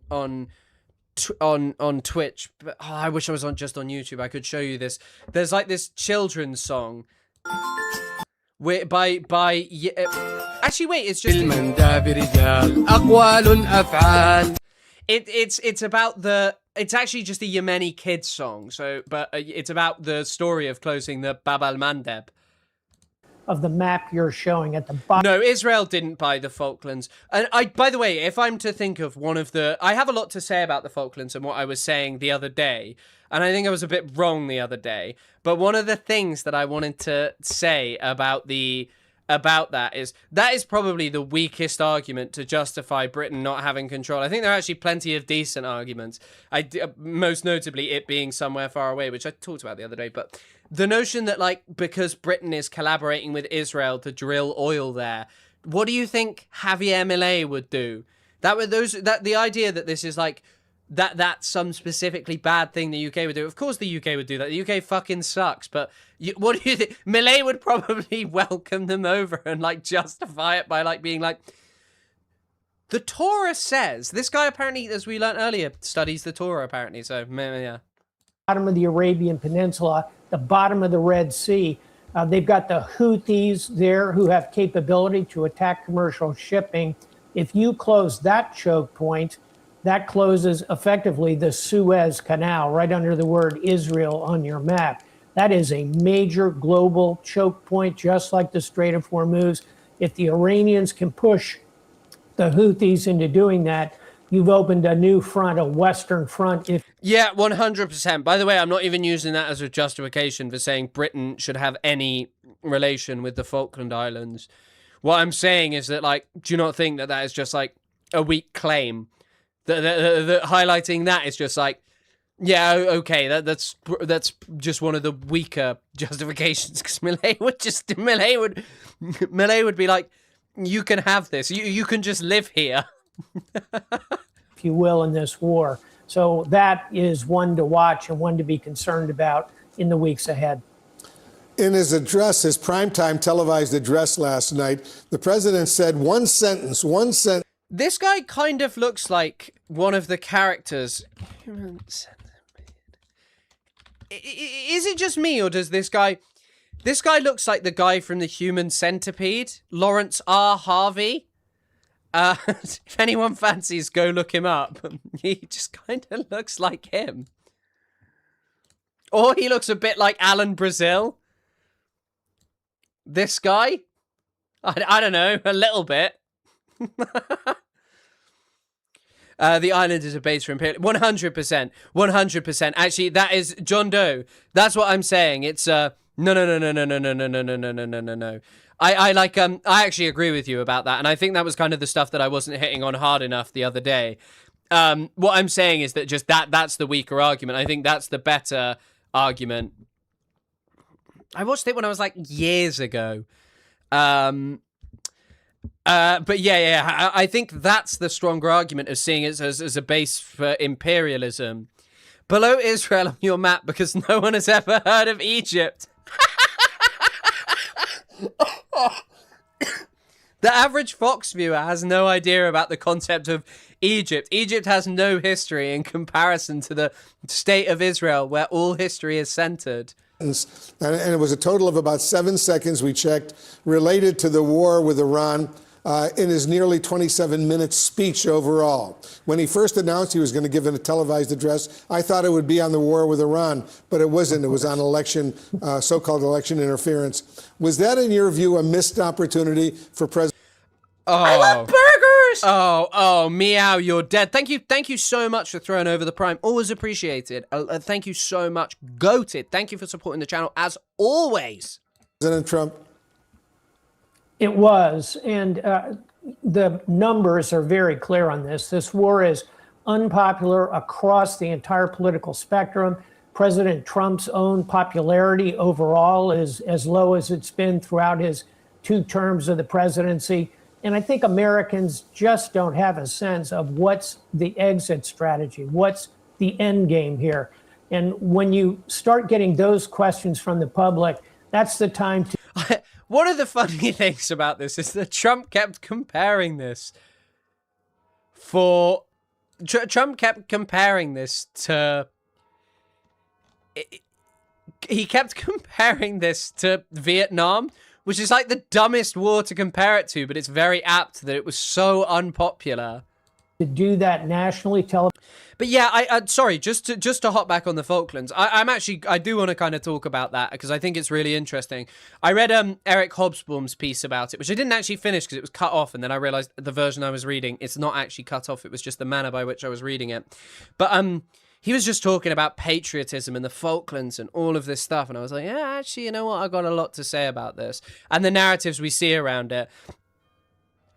But yeah, I think the major thing is I don't appreciate any argument which is like, you know, oh, it's because Britain is related to Israel. Of course Britain is related to Israel, and fuck Britain for that. But yeah, like, Millet would be like, doing like, going like, Daddy, watch me twirl, like spinning round on the Falkland Islands to give it to Israel to carry on that drilling. Probably he'd be like, you know what? Britain was like doing some like 40% deal with you.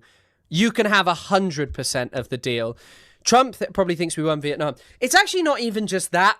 A lot of Americans do have like this belief that if they'd just done Vietnam a bit differently, they would have won, but they wouldn't have won. They would never have won. Address and reassure people and tell them you have a plan and tell them what the next step is. I'm with you. That's what I was hoping to hear when I caught a snippet of a televised presidential address.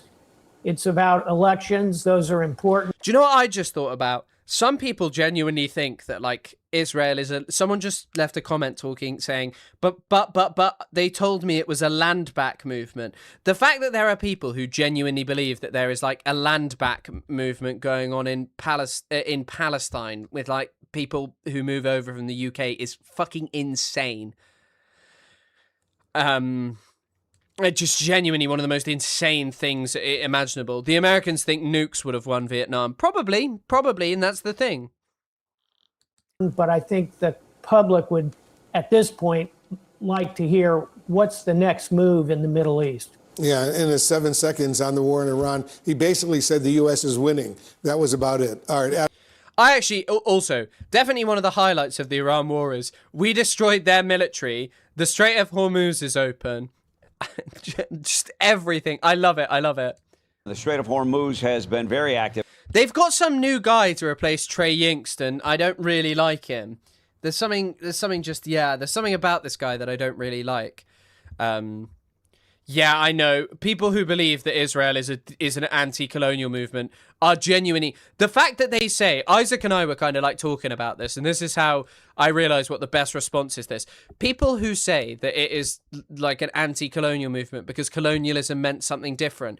Do you honestly think the experience of colonialism for indigenous people meant something different back then? What do you mean? What do you mean? Like, oh, colonialism was something different. They bought the sentient thumb. No fucking way. The thumb guy is here. You sent a link, but it doesn't look like it's gonna work. Hold on, let me see if copying it works.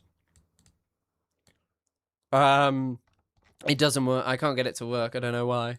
For the past 6 days, as well as its coastline, and remains very tense this morning. Recent U.S. strikes. To be fair, the American war on Iran is going so bad that they might get the thumb from Spy Kids. He could replace Trey. Trey doesn't really, have that much of an interesting neck. Have targeted bridges in some of the port cities there. Bandar Khamir is one of the port cities. We've seen Bandar Abbas hit. Yeah, I mean, I think that I think also ranting about like land claims to the Falklands. I think that's where I was like a bit dumb in that, like, it doesn't fit in the standard settler colonialism thing. The bigger problem is, first of all, it's an imperial possession. That, the British kind of have responsibility in what happened to with the Falklands War. It was mostly Argentinian conscripts versus like a really powerful British army that just killed, a few hundred conscripts, really. And it was done to save the dying junta, wasn't it, in many ways? But yeah, I don't know. I just think it's this far-off possession that is so inconsequential in our lives. And this notion that, like, there's self-determination. The people in the Falkland Islands cannot do what they're doing without Britain. Most of them work for the government. It costs the UK loads of money.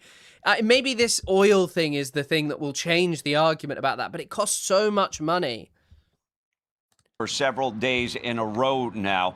Bandar, by the way, does just mean port in Persian. Khabakar is a port city operated by both India and Iran. Repeated strikes have been hitting around the tower over the port. For the first time in this conflict, U.S. Marines have boarded a vessel. U.S. Marines from the 11th Marine Expeditionary Unit boarded a ship named Wen Yao as it was attempting to cross the blockade. U.S. forces have redirected now 3 ships attempting to cross the blockade, disabled one by firing Hellfire missiles into the smokestack. Now, according to the United Kingdom Maritime Trade Operation, I actually have a really muscly neck as well, but I just don't look like that. Like, look at that. Someone once said when I was younger that I looked like a human being that was built to survive a car crash, if any of you remember that. This thing of, wait, you can't really see it, but wait, look. If I sink back. Imagine, to be fair, if I was on Fox News, I'd just be stood there like, yeah, to portray myself to the Patriots, I'd just be stood there like this. Just showing off my neck. That's the thing about Americans that you don't understand. You just need to show you have a strong neck and they'll support you. Iran struck another commercial ship crossing the strait. Now, Iran threatened to dispatch Houthi rebels to disrupt shipping traveling. Oh my God, this is the guy who was built to survive the Great Kirkening of 2020, and the Great Kirkening of 2025. Through the Red Sea if the U.S. bombed their power grid. Iran has now... Also, I was really interested in who those 3 guys were. You are right. It is 3 people in the Falklands referendum who voted against it. The 3 people who voted against it. Why did they do that? Acknowledged for the first time disruption of the power grid, and they've asked residents to scale back. And today we have a report through the United Kingdom Maritime Trade Operations that a ship off the coast of Yemen to the southern end of the Red Sea in the Gulf of Aden has now been illegally boarded. We don't have a lot of information beyond that, but we're keeping an eye on it for you. La boo-boo. Oh, Thomas Berry, thank you for supporting the channel. Thank you for the $5. In grad school, I had a TYT watcher who thought Israel was not like South Africa at all. It is just different. I wonder how he feels now. Yeah, I'm going to guess, if it was a little while ago, maybe... Actually, you know what I was about to say? Maybe that's changed in terms of, like, he's now kind of... You know, he's now kind of the position that, you know, Israel's gone so far. Like, Israel, realistically, I think one of the most, thoughtful commentary on Israel is the end of Patrick Wolf's article, Settler Colonialism and the Elimination of the Native. He was kind of like, will Gaza and the occupied territories, Gaza in particular, end up being more like the Bantustans, or will they end up being like the Warsaw Ghetto? I think it's pretty evident which way that went, which was Israel, the Nazis actually engaged in a mass-scale ethnic cleansing of the Warsaw Ghetto because they couldn't really destroy the Jewish resistance, and they destroyed the whole thing. And if you look at what Israel is, Israel, rather than solving its problem alongside the Palestinian people, about the Palestinian people, has chosen to just kill and kill and kill and kill and kill. But yeah, I do wonder, he's probably either gone the way of now being like Israel's strongest soldier, or being like, fuck, I hate what Israel does. And yeah, Pimp Limp Fresh, first strike killing 140 children in school to start an illegal war, no words. Yeah, I know, the most disastrous thing for so many people in Iran, just fucking awful. Yeah, the whole of Warsaw, 100%. Yeah, Warsaw's not really Warsaw's not like an old city now, is it? Because of, well, it obviously is, but it's not really anymore because of the level of destruction. Guys, back to you. All right, Mike Tobin in Tel Aviv for us this morning. Thank you. Dana? And former U.S. Ambassador to the UN, Nikki Haley, joins us now as this gets ratcheted up. General Jack Keane was on, and he said this. You're seeing is one, to focus to take down all the means. By the way, this guy is covered in concealer, right? Like, he looks like a waxwork. For them to interfere with shipping, missiles, drones, fast boats. Isolating the Straits of Hormuz was always part of the plan. So that's why you see bridges being destroyed, because we don't want them to come in and be able to reinforce logistically and begin to recover the capabilities that we're taking away from them. Ambassador, what do you think of where we are now and President Trump deciding now's the time to ratchet it up? Well, I think Foundation. Oh, yeah. I mean, I don't know if they'll have... I don't know. I reckon they'll have... Thomas, if I had to guess, I reckon they become Israel's strongest soldier. General Keane is exactly right. We want to make sure that whatever we do, it is more permanent, that they don't come back and start to do this again. And I think, look, I mean, President Trump realized that there was no MOU. I would, push it to say they never had any interest in following the MOU. They always knew they were going to violate it. The Ayatollah said that he was opposed to it on principle. So that wasn't going to happen. And, unfortunately, they were able to get a few $1 billion during those days that... Oh! Thank you so much for the 200 Mexican dollars. Thank you for the support in the channel. Incredibly kind donation. I gotta go. I'm at work and I can't concentrate with the Labubu and Burger sounds, lol. Have a good day, friends. I love the podcast with my favorite implied gay couple. Thank you so much. Thank you for the incredibly kind donation. Good luck, and I'm sorry about all of the excitement. Don't worry as well. You actually just crashed out. I was gonna say a crash out. You're leaving because I'm about to go in like 10 minutes, I think. The sanctions were waived to allow oil to go through. But now I think President Trump is doing exactly what he should do, is to get that blockade going.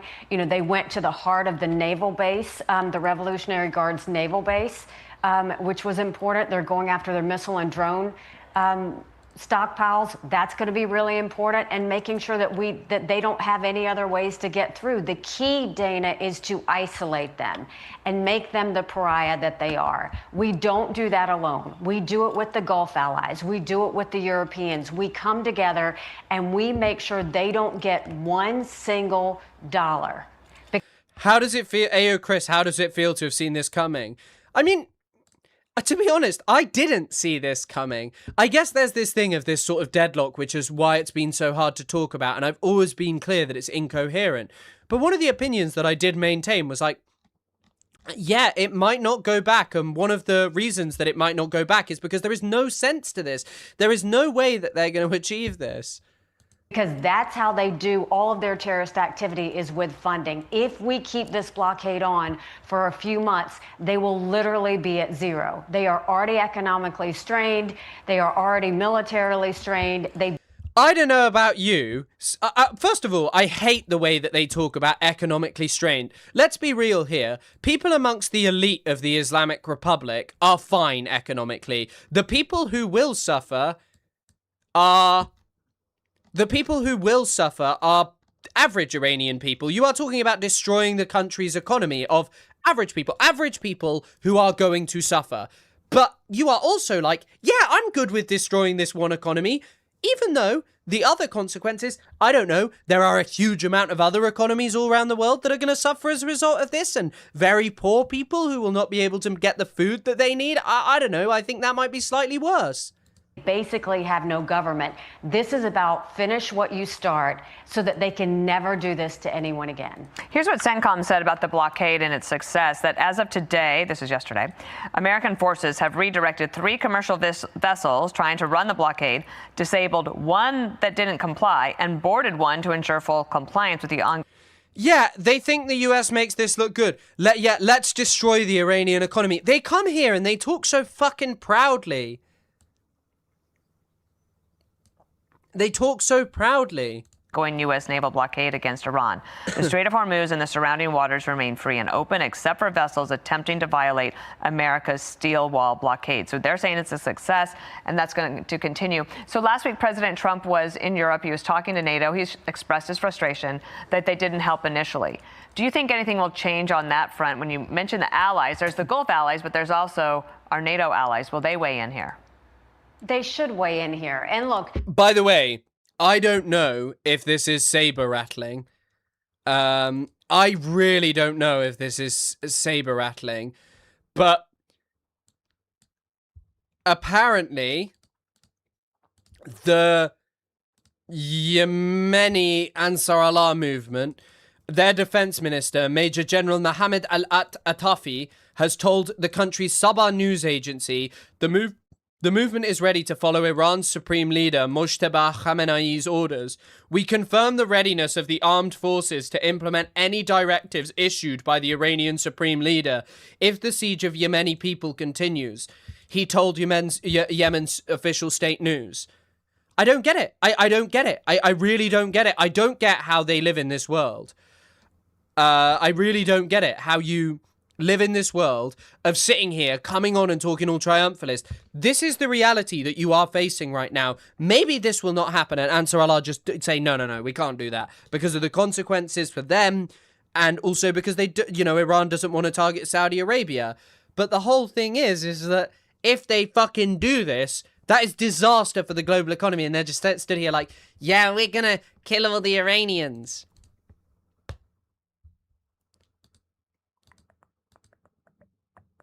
Their feelings are hurt that he didn't tell them that he was, going to be doing strikes on Iran. But the reality is... Yeah, by the way, someone was mentioning Helen Lackner. I'd highly recommend her Dig episode because she just talks about the history of it. They need to understand Iran has hurt them too. It is in their best interest to help in this situation. They can help with demining.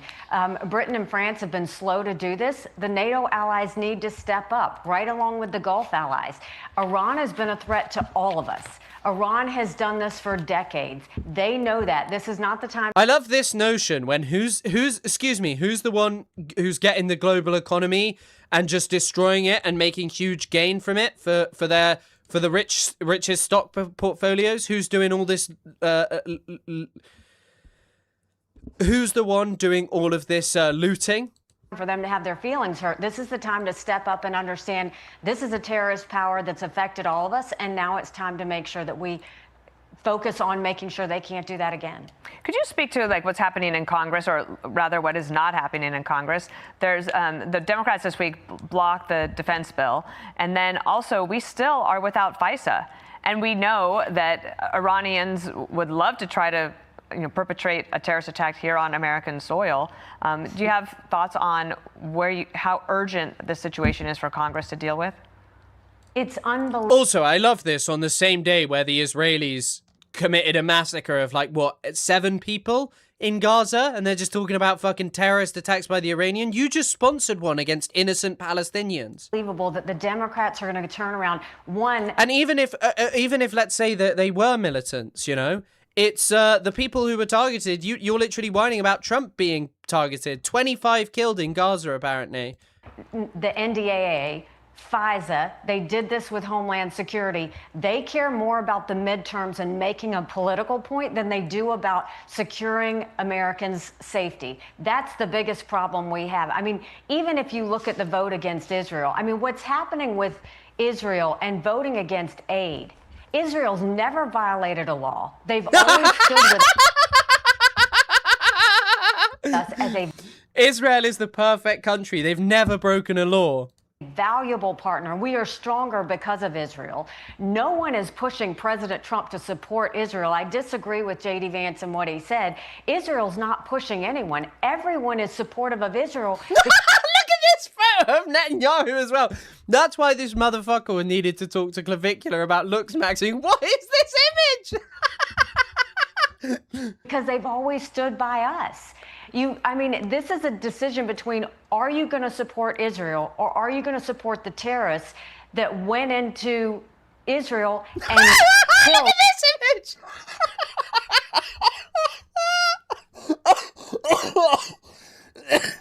Look at that image of him. 1,200 people, took 250 hostage, including Americans. That's the decision. And you've got all of these Democrats voting to stop aid to Israel, the Iron Dome, the one that's helping us defeat Iran. It doesn't make... By the way, the Iron Dome has no involvement in the Iron... It has no involvement in defeating Israel. It does nothing. It has no ability to do fucking anything. The Americans intercept the Iranian missiles. Make any sense. And I think all of this talk about being for Israel, against Israel, you need to stop talking about Israel and you need to start focusing on Iran. They're the ones that are trying to kill Americans right now on American soil. The war that we are facing right now in Iran, we are facing it there so that it doesn't happen here. Iran has said for decades, death to America. they don't mean death to America and Iran. They mean coming to America and causing death here. And they will do that. And what President Trump and the administration are trying to do is stop that. We can't get involved in these distractions on Israel. We need to be focused on finally finishing Iran once and for all, the regime once and for all, so that the Iranian people know. I love how she added in the regime after saying finishing Iran for once and for all. Guys, on that note, I really have to run because I got to go out this evening. Thank you for everyone who supported, became a member, dropped a Prime, became a Twitch subscriber. Thank you as always. We're getting damn close to the 1,000 goal where I will eat strawberry pasta, which I'm really excited to do. Yummy, yummy, yummy. But yeah, I hope you have a lovely rest of the day. See you guys tomorrow for another stream. As always, see you soon. Bye.